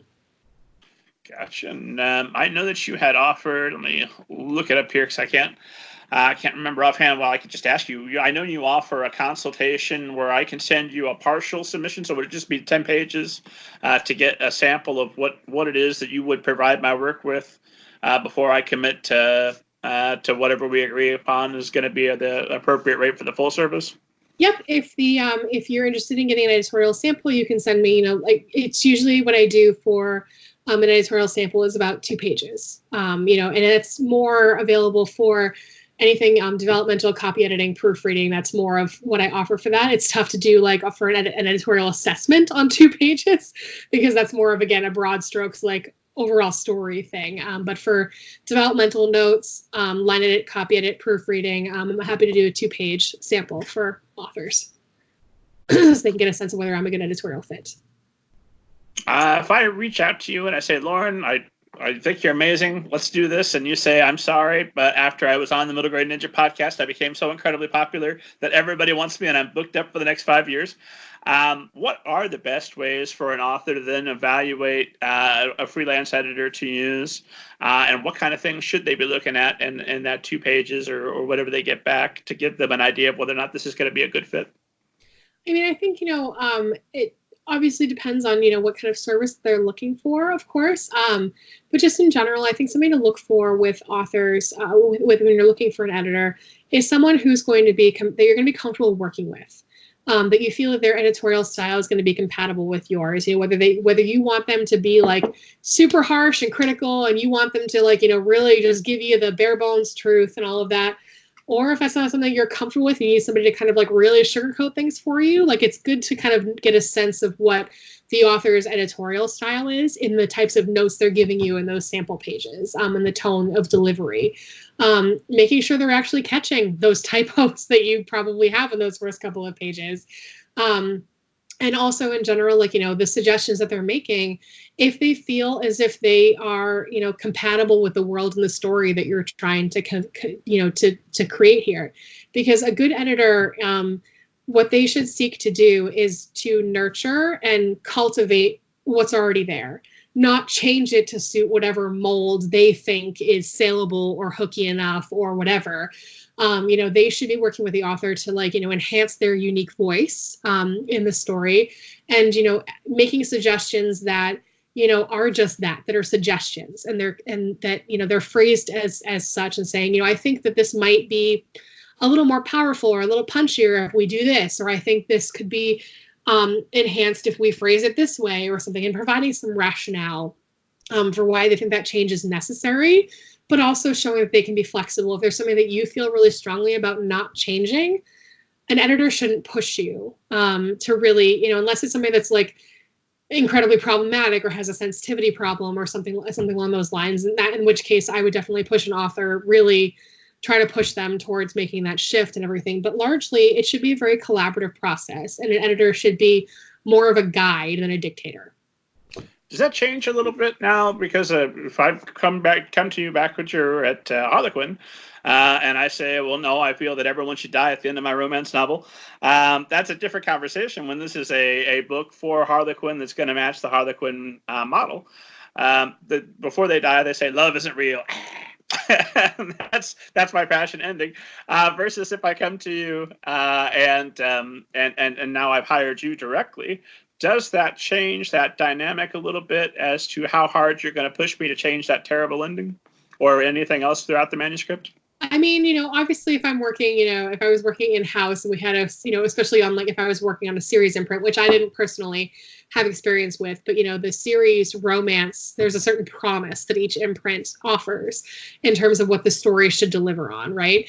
And if an author isn't delivering on that promise, then they risk potentially having the contract canceled by the publisher if they can't actually fulfill that promise or work within the parameters of those constraints and everything. Or again, more on the side that I was working on, if there's a significant sensitivity issue that we know is going to blow back, and it's going to be a really big problem, it's going to cause a big controversy in the community or something like that, and an author's like, nope, I'm not changing it, I don't care how racist it is, I want to leave it in, that's not going to work, right? It's not going to work for us, we got to change it, or otherwise don't know if we can continue publishing the book. Whereas well, that's traditionally that's been true, although in this new modern America, who knows? Could fly someplace. Yes. But as a freelancer, I'm going to give you all the advice that I can in order to make your book as saleable as possible. I will give you, what sensitivity feedback I personally, have enough experience to supply. Of course, if you're writing a character that's outside of your own experience, especially if it's a marginalized character, I always, 100% support going out and trying to find a sensitivity reader from that marginalization, from that culture, to be able to give you that extra set of eyes on the project. But there are certain things that I learned over my years as a professional editor that I know are big no-nos, that I've learned through my own research, my own experience, that I can say, hey, that word is ableist, or that word is really problematic, or that's a really terrible stereotype, or something along those lines, that I can point out that I know is a problem. And, I can do my best, at this point to guide authors and, to say, hey, I think that romance isn't quite earned, or, I think you can use a better ending here. But at the end of the day, like it's their book, and I will, suggest a way multiple times if need be. But, especially if you're self-publishing, it's up to you. It's your prerogative. And then, if the book sells, great. If it doesn't, well, I tried to tell you. But I could. See, I like that. I like this is something I'm hoping, in addition to seeing publishing decentralize and move out across the country, I like the idea of the person whose name goes on the cover of the book calling the final shots and being wrong and paying that penalty, fine. But if it's your name on the book, it's your mistake to make. I like this idea of more editors moving out of the traditional system and providing that information, because here you are, you have all this experience, you have all this knowledge, and it's available now, not to everybody. I imagine, again, you're going to be filling up pretty quickly, and you're already on a waiting list for people. But that's a possibility that I can come to you and still call the shots. I'd like to see that more across all aspects of publishing. Some of the best cover designers out there are former cover designers for big five publishers that have now moved on and are doing freelance work. Where do you see the state of the market right now, and where do you see publishing going? Is it moving more toward this author-empowered utopia I'm hoping for, or are we looking at maybe something else? It's really, it's a tough call, right? I mean, like working in-house, so covers, for example, since you just mentioned that, I think that there is, the level of empowerment really varies, I think, from, even book to book and author to author and publishing house to publishing house. I mean, if you've got a book that is going to be a really big book for the program, like it's going to be like publicized like crazy and so on and so forth, you're going to have more, the higher levels are going to have more of a say in terms of, like what the book should, what the cover should look like, and whether they feel like it's marketable, whether they feel like it's going to stand on the shelf and really be innovative enough to bring in that large audience. And authors are definitely consulted and given, a certain amount of, opportunities to weigh in on the cover design and the direction and so on and so forth. But ultimately, some of those decisions I've definitely had to convey to unhappy authors before, that sorry, I know that you really loved this aspect of the cover, but they feel like it's going to niche it too much. They feel like it's not going to, be competitive enough standing up to the Sarah Moss and Lee Bardugos of the world. You know what I mean? So, I think that it's definitely varies, depending on what publisher you're at. But the nice thing about the industry as a whole right now is that because self-publishing has become such kind of a normal thing to do at this point, which I really appreciate, obviously, as a freelancer, because it, means that I will have more business long term, hopefully. I hope so, are better paid in some cases, for that.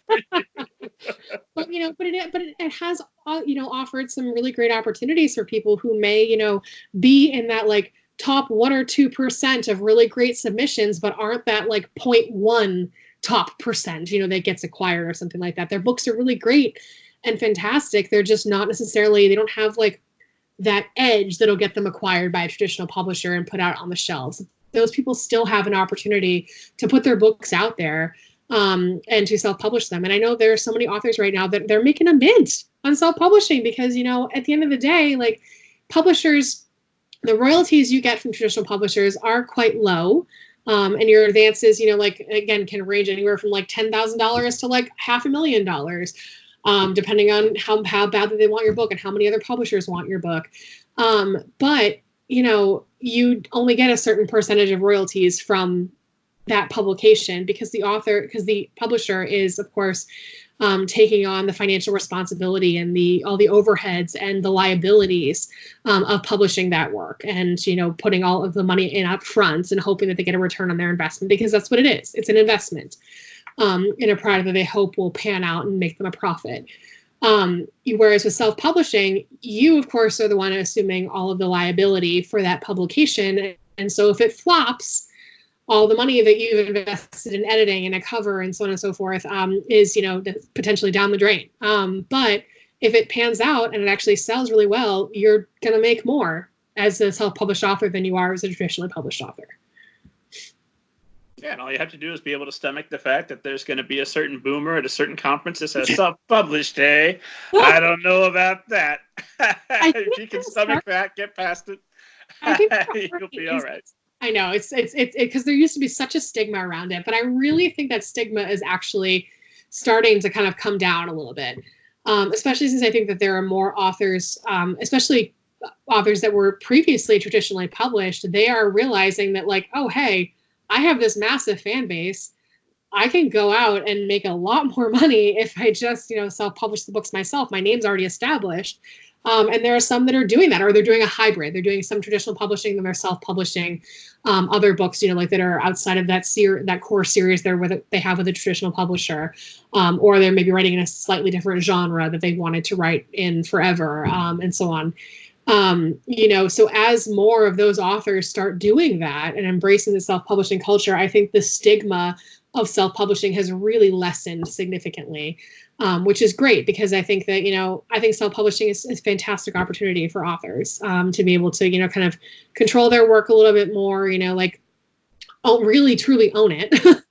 Again, like make a little bit more in terms of profits. And, it also, I think, allows them to really write what they're passionate about, because, so often we have gatekeepers, of course, in traditional publishing, and in the form of booksellers and librarians and teachers and so on and so forth, who are like, oh, well, my students and my, the people in my bookstore, they're asking for these books, but like, it seems like that genre is dead. Like vampires are dead. Dystopian's dead, so on and so forth. We're not buying anything. We're not taking anything for stock in our stores in those genres. But then you look at, the ebook market online, and you've got like people who are selling paranormal romance like crazy, and supposedly that genre's dead. So I think it provides some opportunities to write in some really different kind of genres that aren't necessarily selling well in the traditional marketplace, but that are apparently selling like hotcakes as ebooks. Yeah, I don't care what the market trend is currently. If your book has zombies in it, I'm interested. Go on. So I think, self-publishing provides an outlet, for those genres and books that may not be deemed commercial at this point in time. But, there's always going to be a reader for your story. May not be a huge readership, but there's always going to be somebody who's interested. Well, that's what I want, because the traditional system, if I go in there, there's a lot of hope, a lot of wish. The example I hold up is what I believe is a publishing horror story, even though it's touted as an inspirational tale. Was J.K. Rowling goes through 7-8 publishers, and then she's at Bloomsbury, and the executive editor's daughter, this got 5 or 7-year-old daughter. I've got it written down someplace, the exact facts about it, but she picks up Harry Potter and she reads it, and she says, "Daddy, this is a wonderful book. You should publish it." And he says, "Oh, okay. Well, Pumpkin, if you think that's a good book, we'll give it a go. I was going to reject it, but let's try it out." And it's held up as the story. See, if you just hope and trust, then all the good forces and positive things in the universe will line up, and things will work out for you. I think that's a horror story, because how many Harry Potter-like books did she not just happen to not be there to read? Yeah. How many did we miss out on? I know. It's true. It's true. So how many, did they just feel like that wasn't the right place at the right time, and somebody just threw it away in their nightstand and never went back to writing after that, So, okay, so you're going to be available, and now people are hearing this and they're realizing that you need a Lauren Smulski. You need somebody to go through and make your book better. They have the option to come directly to you. I don't have to hope when I go into the publishing house that I'm going to get partnered up with you. I can go out and seek you directly, which is outstanding. Because I can get the editor I want. I can get the cover designer I want. Well, we should talk a little bit about quality. Because if I'm in this newfound position, I'm an author who's just written their first book. Although don't publish your first book, authors. Write at least one more, maybe 2 more. Get good. Get beyond the fact your mom is saying this is wonderful. Get some objective people saying this is wonderful. Then publish that one. But where was I going with that? You get to that level, and then I can reach out to you. But if I'm overwhelmed with choices, and I see that on Fiverr there are editors who will do my entire project for $200. there's a difference there. There's a difference between somebody that will take you $200 and, hi, I'm fresh out of college or fresh out of high school, but I was always really good at English and I read good. I'll take a look at your book versus Lauren Smulski. So what are those differences? Because nice things cost money. We've been crass enough one show. I'm not going to ask you what kind of money that authors should expect to pony up for your services. They'll get a consultation. You'll work that out between you. But what are the differences? This comes back to, how do I evaluate a good editor? How do I know that I'm getting my money's worth? That's really difficult question to answer, honestly. I feel like, because I feel it's like a very subjective one, because I think every author needs something different from their editor in a way, in terms of like what the types of things that they're going to offer. But I know that even just in the 6 weeks or so since I launched my freelance business, I've had a couple of clients where I've worked on their books, after they've had previous stages done, and they've come back to me and been like, oh my God, like, how did my previous editor miss all these things? So, like, I think that even within the ranks of, like professionally hired editors, there are, I guess like there are degrees of talent and or like observation and so on and so forth. I think you want to do your research on the person's background. I think something that's really helpful to look at is, like what is their, their background, their history, like on my Readsy profile, for instance, like it sort of reads in a lot of ways like a LinkedIn profile in terms of like, hey, I worked X number of years at this publisher. Like, this is my experience. This is my background. Like, and most importantly, like asking, for a portfolio of books that they've worked on, and I think that the more published books and the more successfully published books that an editor has worked on, especially if they're books that are on your own TBR list, like things that you've personally read, that are on your shelf, like that's the kind of editor that you probably want to contract for your services. You say, wow, like they did a fantastic job editing, I don't know, The Hunger Games or something like that, and I want them to edit my book too, like that's something that you might want to keep an eye out for. And yes, editors like that are going to be a little more expensive, and you have to kind of be prepared to pay for the quality of the work. And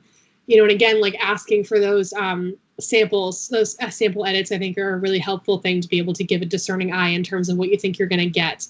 Somebody who is actually communicative and who is responding to your requests quickly, and with thoroughness, showing that they've actually read your sample that you've sent over.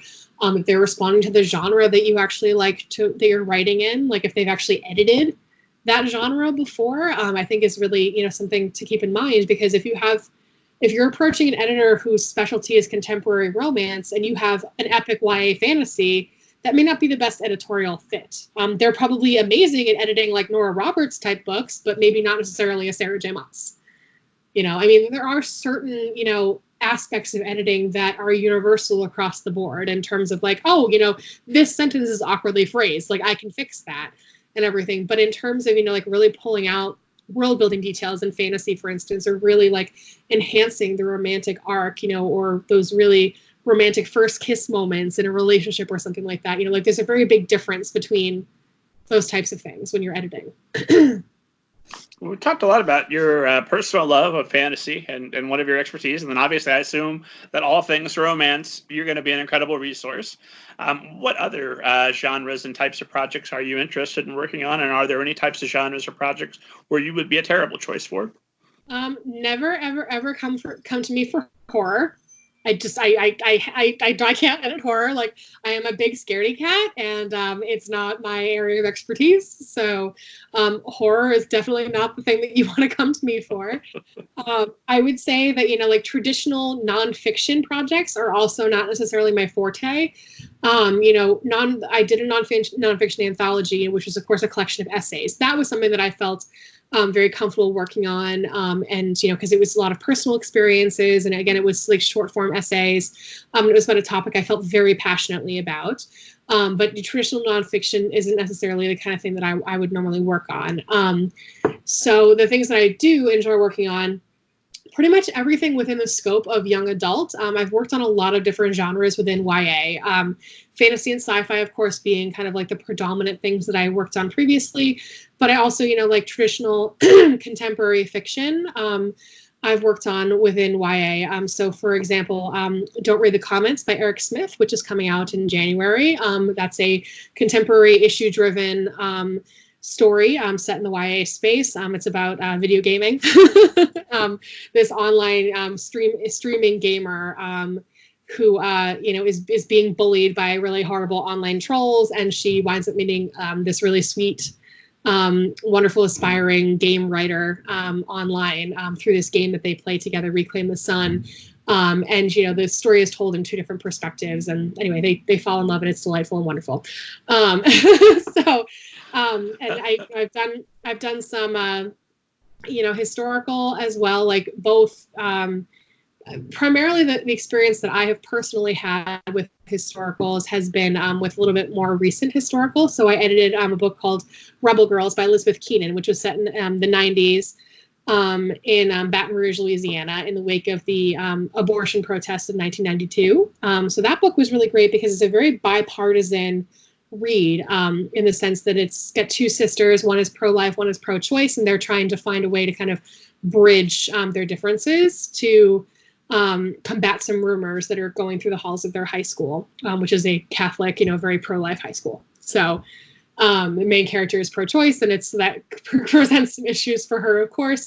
But somebody starts spreading a rumor that her little pro-life sister had an abortion over the summer. So they have to kind of find a way to diffuse those rumors, save her sister's reputation, but also maybe change the mindset of the people around them and realize that this isn't really your business either way, So again, anything in the YA space, like from contemporary to fantasy, a little bit of historical here and there. I've done a couple of thrillers in the YA space as well, including The Disappearance of Sloane Sullivan by Gia Cribbs. On the adult side, I definitely skew more towards fantasy. That's a definite specialty of mine, a little bit of science fiction as well. And rom-coms are like something I absolutely love to work on in the adult space. Also in the YA space, but there's something, to be said about like those YA rom-coms, which, we would have probably about a decade ago called chick lit, essentially. But they're so much more sophisticated now, and there's so many more, they're much more feminist and empowered, and they're just really fun to work on these days. So those are the areas that I really particularly specialize in. I also am a total sucker for anything historical fiction in the adult side, especially. I mean, I don't necessarily recommend that people publish Tudor fiction anymore within the Tudor period, like Henry VIII and his wives, because that period is so overdone, but I am completely obsessed with the Tudor period. I actually worked on a contemporary YA retelling of Henry VIII and his 6 high school girlfriends. Well, I was at a press called the Dead Queens Club. It's hysterical. It's really great, so I would recommend checking it out. So I'm very broad in terms of the types of things that I like to work on and that I have experience working on, because at Harlequin, again, I had the opportunity, sort of a unique one, to work on both adult and young adult novels. So, what do you think just about the Tudor period, and in particular that catches your eye?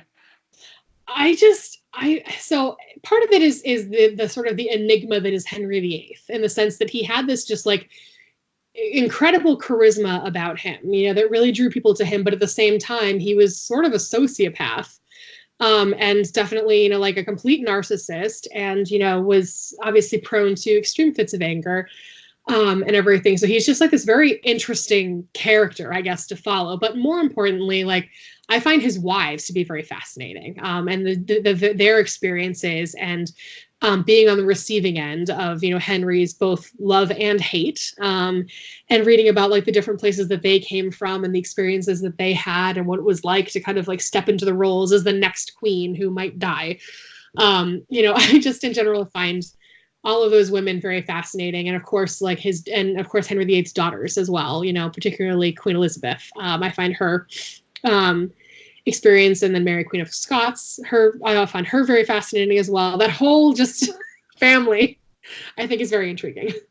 So I think it would have been a lot easier to be a sociopath back in really any historical period before cell phone cameras and traffic cameras, but more so because it seems like there was just a space in society for some of those types of people. Yes. Like I haven't stopped thinking about. There's a podcast, Dan Carlin's Hardcore History, because I never get tired of telling people about podcasts they could be listening to right now instead of this one. But it's a great show, and he did one on torture in the Colosseum, and there was like a whole family it was a family business, being an executioner and a torturer, and if you wanted to break in like outside the main Colosseum, there were like little stand-ups that were just trying to get their type 5, so they would torture people outside. So if you're coming out for lunch in between the big mainstay gladiator matches and formal executions, they would execute people just outside of that and like take requests.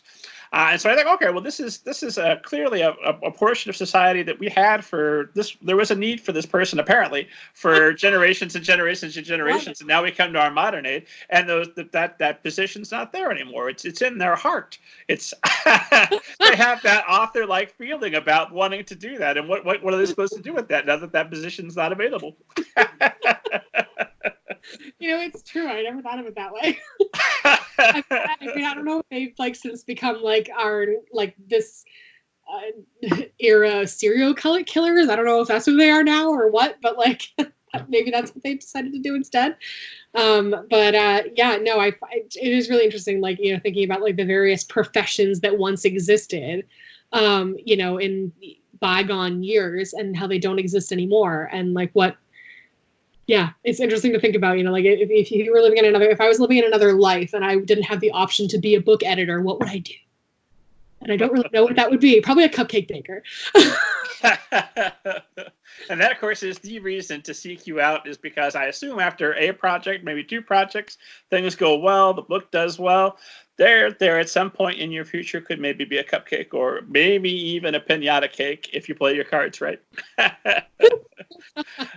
That's a promise I'm going to make on your behalf to all of the esteemed audience out there listening. I'll tell you what, I'm watching the clock, and I know our time's getting away from it. It always does, because I have so many things I want to ask you about. But I probably should ask you just some straightforward editing questions, and then we should maybe think about calling it a day before I wear you out completely. I appreciate you being so very generous with your time today. One question the esteemed audience knows I have to ask you, and while we're kind of in the weeds anyway, Lauren Smulski, have you ever seen a flying saucer, and do you believe in them? I've never seen one, but I am absolutely 100% willing to entertain the idea that there are alien lives out there. Fair enough. An esteemed audience knows all too well where I stand on the subject. It's a thing for sure. Do some research. You'll be on my page by the end of the day. All right. Well, let's talk a couple of. I'm gonna try and pick your brain for some free info, if that's all right. Just some questions I want to ask you about, specifically about editing. So I know that one of the things that you're doing is you're looking for biggest mistakes specifically in world building. So what are some of the biggest mistakes you're seeing authors do in world building? I'm going to ask you that same question about some other aspects as well. Well, let's start with world building. Okay, so there's 2 very common mistakes that can be done in world building. One is either info dumping, which is, like you're just throwing a bunch of information about the world on the page for the reader to just kind of absorb and digest, but not really infusing it organically. You can't just dump it on the page like it's a history book or something like that. You need to actually like infuse it into the world, introduce it in a way that feels as if it's within the character's knowledge base, I guess. So if they, have, some innate knowledge about how their town works or how a certain type of magic works or whatever, you want to try to explain it to the reader, A, like in the proper moment when it makes sense to do so, but also B, within a context that makes sense for that character's knowledge base. So info dumping is a very common error that we see in manuscripts. And then on the opposite end of the spectrum, not enough exposition and not enough world building, where you're seeing, you're talking about this very esoteric magic system and you're like, oh, there were these swirling colors and patterns and blah, blah, blah, blah. But like, okay, I don't care. Like, what is it? How does it work? Like, what spell are you using? Like, what is your thought process happening here? Like, how are you actually manifesting this magic? What's your training been like? All of those things like run through my mind. I am the editor who's going to sit there and just poke holes in everything. Say like, I need to know how that works. We may not actually put it on the page, but I need to know from my own knowledge how this works. So, like I said, and I know it varies from project to project. There's no good way to answer this, but I'm going to ask you anyway. What is the appropriate ratio of exposition to forward action, especially in the beginning of a story? And what are the best ways to work that exposition in where you're not grinding the story to a halt in an info dump? Again, like it varies, again, like you said, from story to story. But I think, the balance is like you want to make sure that you're giving the reader enough info that they feel like they're thoroughly grounded in the world, that they understand, fairly early on how certain things work, but not giving them more information than they need for that given moment. Like if you're going to build up to a point where like, okay, the main characters are going to go on this crazy quest, and at the end of the book, they're going to get to this place that I'm going to have to explain in great detail. The reader doesn't need to know about that place or all of the details about, like the lore of that area, or like all the details of the different places they're going to go on this quest from the outset. Like you need to supply the reader with enough information to understand the world and what the characters are doing within that world at that moment. And of course, and continue to build on that as the story unfolds. Like I said, infusing the information in organically as it makes sense to do so. It's always a very interesting balance to try to strike. But at the same time, something also to keep in mind is making sure that you're not bogging down the pacing with too much exposition. Because I'm sitting there and you're, rattling off this, multi-paragraph description of like this beautiful room and the gorgeous dress that she was wearing and the, flickering lights and the atmosphere and so on and so forth. Like, that's delightful. I love reading about it, but like, what are the characters doing? Like, why does this matter? So you want to balance it out with like, definitely making sure that you're setting the scene, but keeping the story actually moving forward and making sure the characters are actually doing things and not just admiring the scenery. So, I mean, so like one of the biggest issues I have with, for example, Lord of the Rings is that Tolkien will take like 3 or 4 chapters to write a battle scene that could have taken place in 1 chapter. So. Oh, angry emails coming your way now. I'm sorry, Tolkien fans. The Battle of Helm's Deep, man, does not need as many pages as it got. No, I'm on record from previous shows stating that emphatically I think The Lord of the Rings is boring. The first one, anyway. Two Towers gets a little bit more exciting. And then the third one's fine. But that first one, especially with the House of Tom Bombadil and the constant singing and the description of everything I would never need to know. Context. So, yeah. But when you're the only game in town, and you're the first heralding, well, I don't think he was the first, but one of the first heralding a new renaissance of fantasy, I guess you can get away with some things that you just can't get away with these days. Yeah. But Charles Dickens did it is never an argument for why you're doing something in 2019. Yep. So, okay, that's world building. Next position, how about character development and motivations? What are mistakes that you're seeing, and what are some good reliable methods to relay those motivations without flat out just telling the writer this or telling the reader this character wants this? Or should you do that?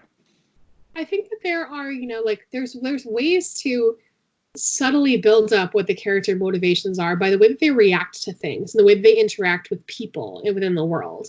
And the goals that they have as characters, like if they're saying, if they're reacting to someone they meet with, disgust, or they're just kind of dismissing everything that they're saying, then it becomes very, very clear that they don't value that person or that person's opinion or whatever they're contributing, to their maybe they're not contributing to their overall goals and motivations.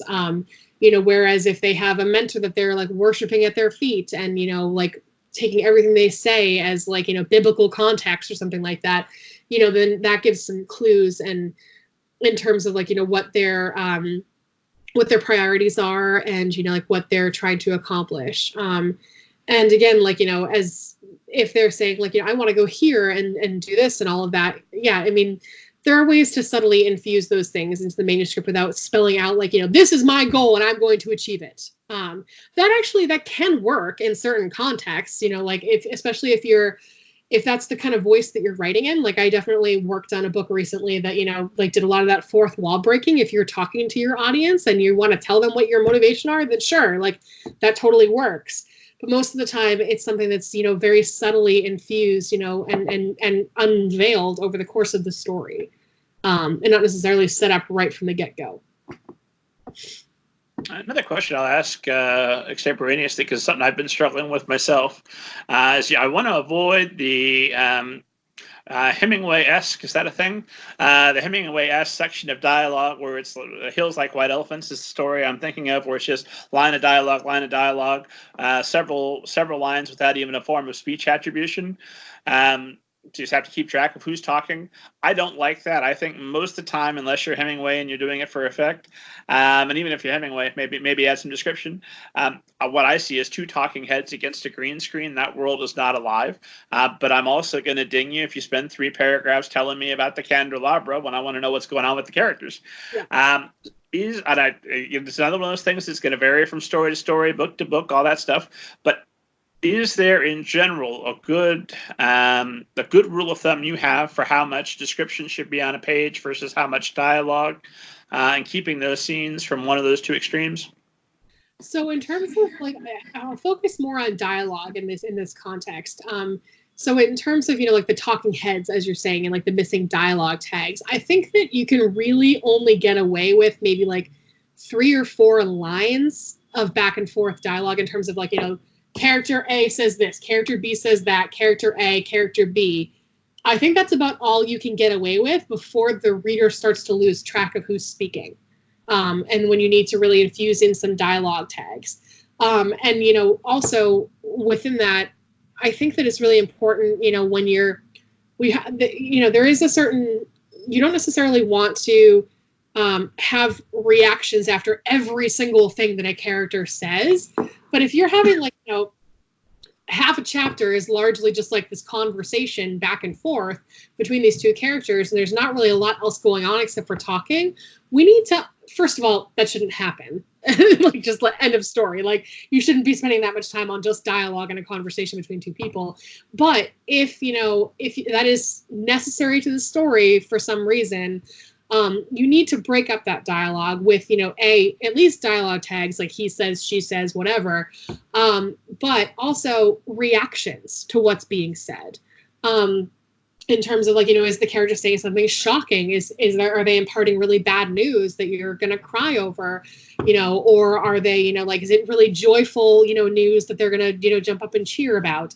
Or are they planning some kind of journey? What are they doing while they're talking? Because nobody just sits there and talks and does nothing. I mean, look at me. I'm gesturing all over the place with the camera while I talk. They're going to be running their fingers through their hair, or they might be getting up to do a chore or something like that while they're talking to somebody, load the dishwasher, or maybe they're packing a bag for a journey or something like that. Providing that balance between you want to make sure that the scene seems realistic, as if it would actually play out this way. Rarely do people just sit there and talk and do nothing else. So that's something I've been trying to do myself, is because I want to get my setting description in there, is I'll have the characters specifically interact with the setting. So yes. Don't worry, I can tell you more about the candelabrum if my character is angrily dusting it while she argues with whoever. Yeah. Yes, exactly.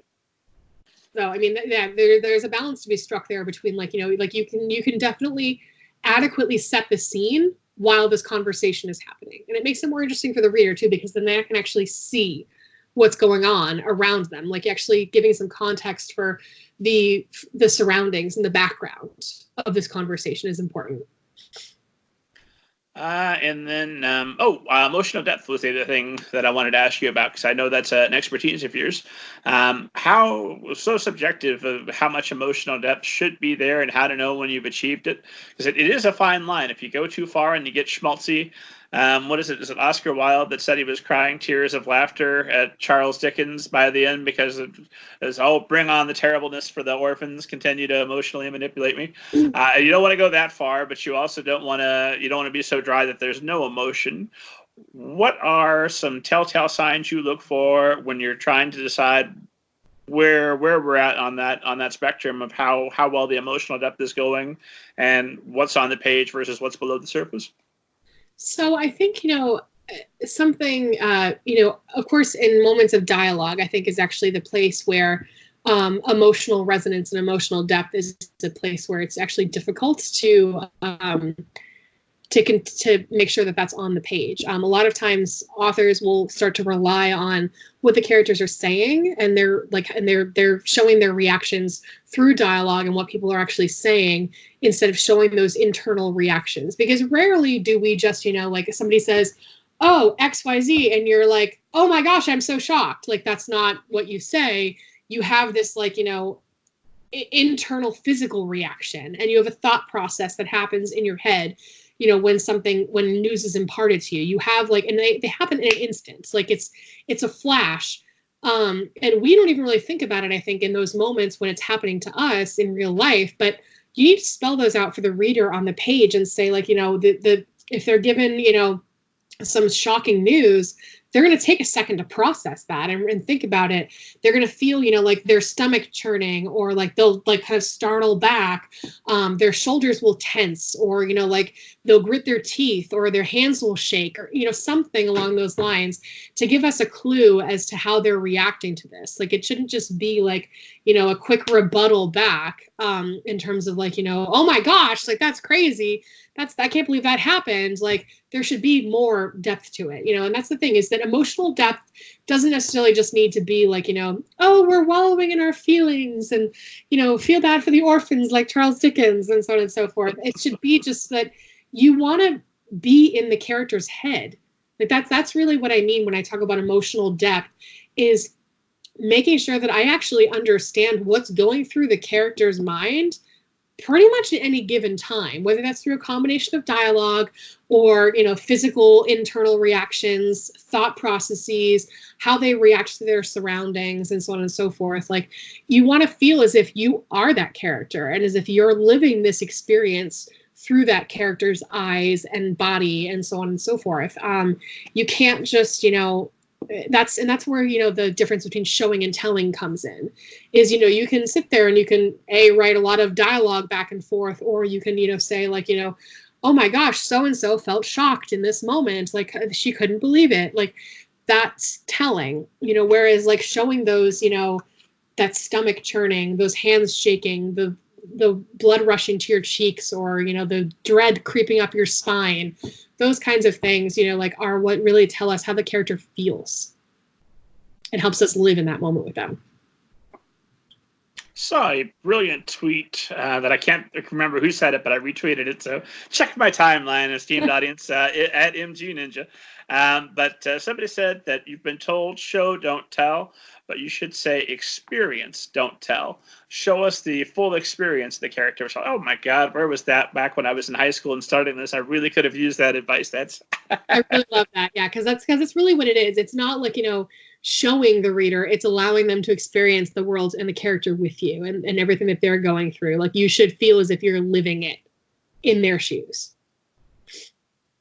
Lauren, time is getting away from us, and I have so many questions for you, because I know that you have so much knowledge that you could share with us if I just knew how to ask. So let me ask a couple of open-ended questions to catch what I've missed, and we'll call it a day. Open-ended question that I wouldn't think to ask is, what are your biggest pet peeves with manuscripts? What are the most common things that you're seeing writers do that drive you nuts? So that way, anything I didn't think to ask you about, we can cover here. Oh gosh, that's like, I feel like that's a really, like, long-winded, like, could be a very long-winded answer. I think that, in general, there are just, like, certain basic craft things that, I think an author can really take care of before the manuscript ever sees an editor's eyes. Like, making sure that your dialogue is structured correctly, for instance, like that you've got a comma at the end before your dialogue tag. Things, simple things like that. It's difficult, to kind of jump into editing a manuscript and be like, oh gosh, all of the dialogue is formatted incorrectly, or that, paragraph structure is completely off in so many different ways. I think that those are things that you want to consider and that you want to work on revising on your own a little bit before you bring in a professional editor, because then, they're focusing on the things that actually matter, like, this how the story, reads, and how the characters, whether they're fully developed and so on and so forth. You don't want them necessarily nitpicking and focusing on correcting every single piece of dialogue and missing comma and so on and so forth. Like, there are certain things that you can catch on your own on a proofread through or during revisions before you ever engage a professional editor. So I guess that's one thing. Sorry, you caught me a little off guard. Like, I'm trying to figure out, other things that, are big pet peeves of mine. I guess, okay, this is a very, very specific one, but I remember, occasionally I would see a book come in on submission, usually from a male author who was trying to write a teenage girl, and write a YA novel from the perspective of a teenage girl. And her voice would just be absolutely Valley Girl, overly dramatic, super oh my gosh, everything is awful, holy crap, I'm just reacting all over the place like crazy. That kind of thing bothers me, where the author clearly hasn't researched the character that they're trying to write, and that they're trying to they're basically applying stereotypes, and that they're not, really getting into the nuances of what these characters should be and could be, all the potential that they have. So that's something that sometimes will bother me, if a character is so very obviously a caricature or a stereotype of what this person thinks that character should be, and it's very off the mark. When I encounter that, I run fiction workshops, and we go through and evaluate many people who are just writing their first book or for the first time, and we'll encounter that's usually by the time you get to book number 2 or book number 3, somebody, hopefully, or your wife or the woman in your life, has said, honey, don't do this. Hopefully that's happened for them. But I tend to try to think as favorably as I can that that's not sexism, though of course it is, so much as it's just bad writing. And I feel the same way about some racism in stories, that's your intention is not bad. This is a crime of ignorance. Let's improve your writing ability, and that's how I'm able to continue to shake their hand and be nice to them every week. That's how the workshop is through. Yep. So I tend to put that in separate categories. It's bad writing. Sort that out, and then hey, you'll learn something. You'll be broadened. Any other pet peeves we should throw on the list? Oh gosh, there was someone that I was actually just thinking about, and then it completely flew out of my brain. 2 o'clock tonight, just as you're about to drift off to sleep, it'll come back to you. No, I heard about something you were saying, and now it completely just flew out of my brain. So, yeah. Anyway, sorry, it's gone. These things happen, especially they happen to me all the time. This is a challenging format, this podcasting thing, because you have to hear me speak extemporaneously, and I prefer to write because my words are going to be far more considered. That Ted Kaczynski joke from earlier never would have made a second draft. I'd have taken that thing up, but now it's in there forever. What are you going to do? Well, one other thing I wanted to ask you about was reading, because I had read and stalking you that you got in trouble as a child for hiding books at dinner. Yeah. Continuing to read.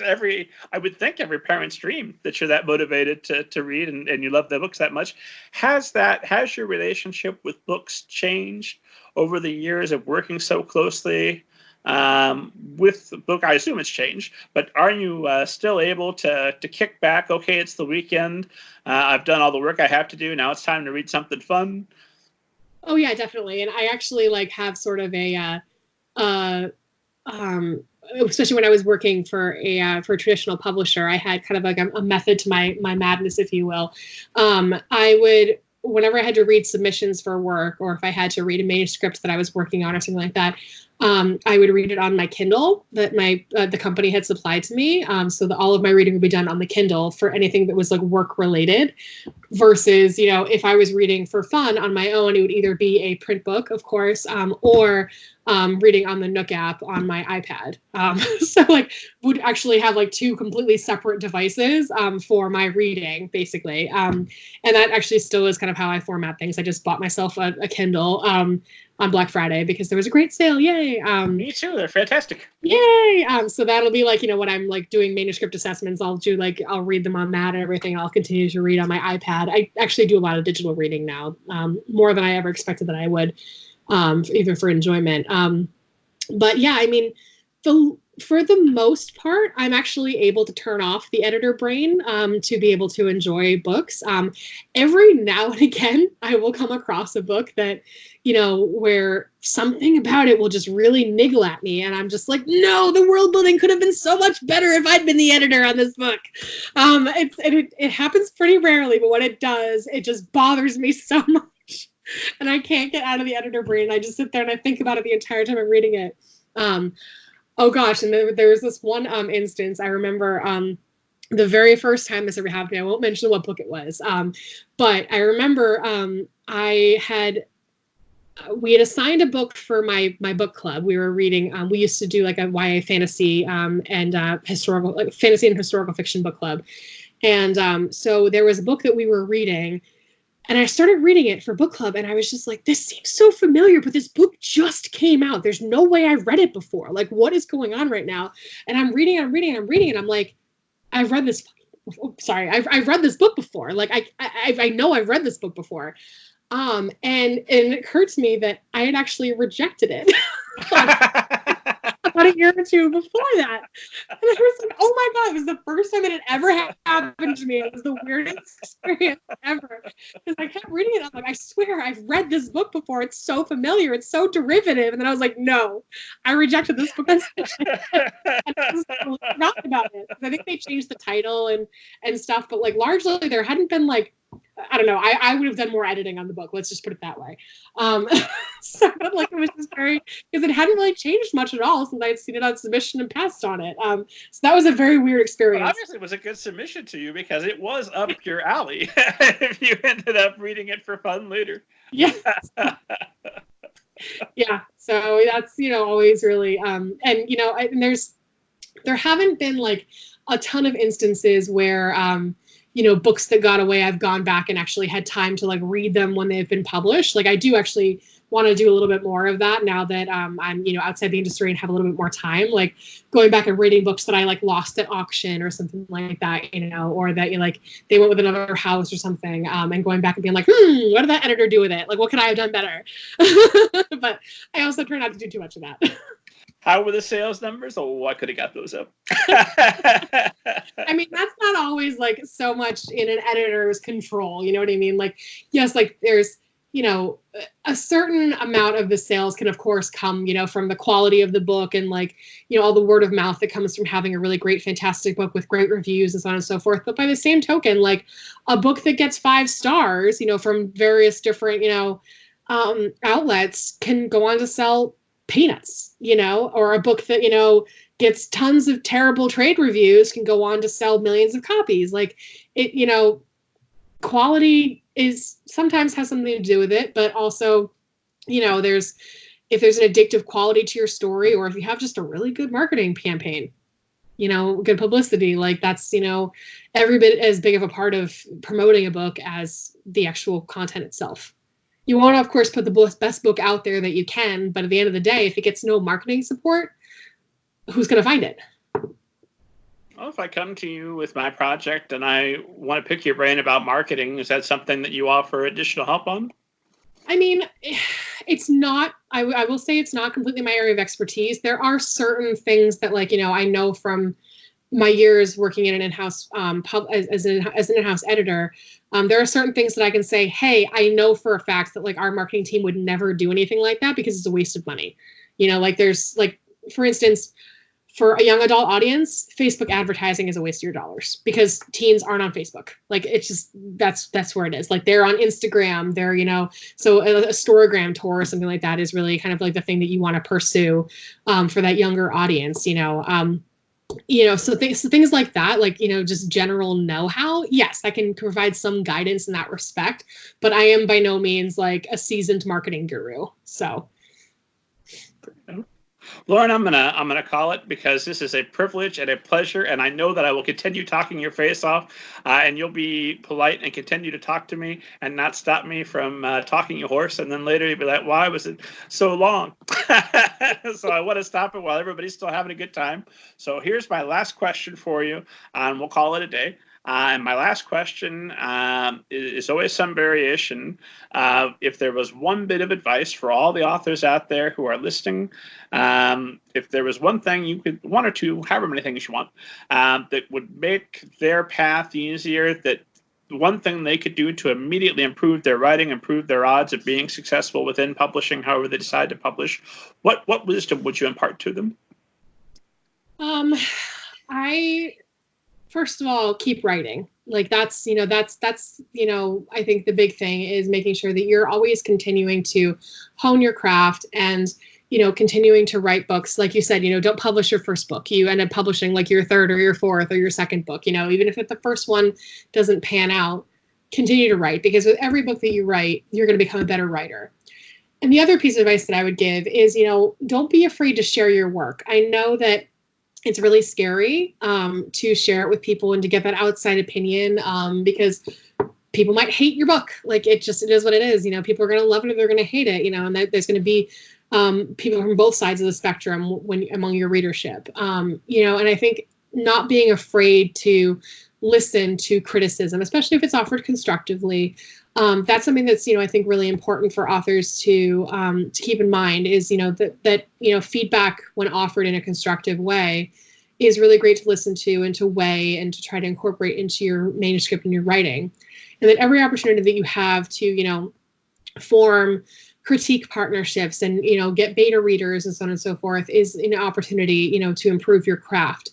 And every opportunity to work with a professional editor as well is a really great way to improve your craft, because I think, something that we see a lot with, like manuscript assessments and things like that is that, ultimately a book may not necessarily be the one that's going to get published, but working with somebody on a manuscript assessment, for instance, like to at least get a sense of like what is and isn't working in your story for your characters and so on, is a lesson that you can take forward as you're writing in the future, and as you're writing more books. So I think that every opportunity that you can to get constructive feedback, editorial guidance, people weighing in on your stories and everything like that is an opportunity that shouldn't be missed.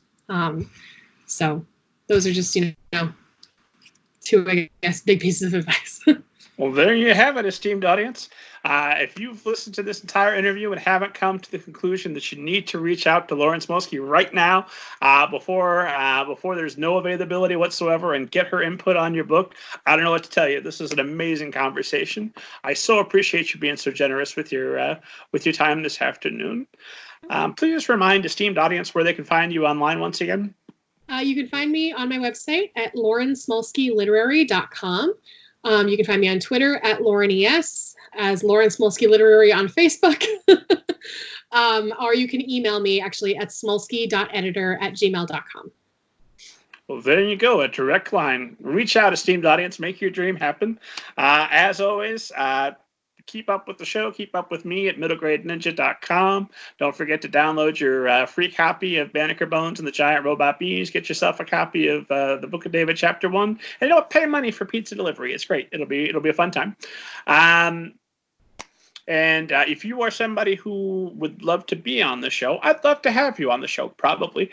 Reach out to me, email me through middlegradeninja.com. Let's make that happen. And that's it. Lauren, I always ask our guests to sign us off with a very specific sign-off phrase that totally justifies the ninja name of the show. And that sign-off phrase is hi-ya and what have you. Will you sign us off? Sure. Hi-ya and what have you.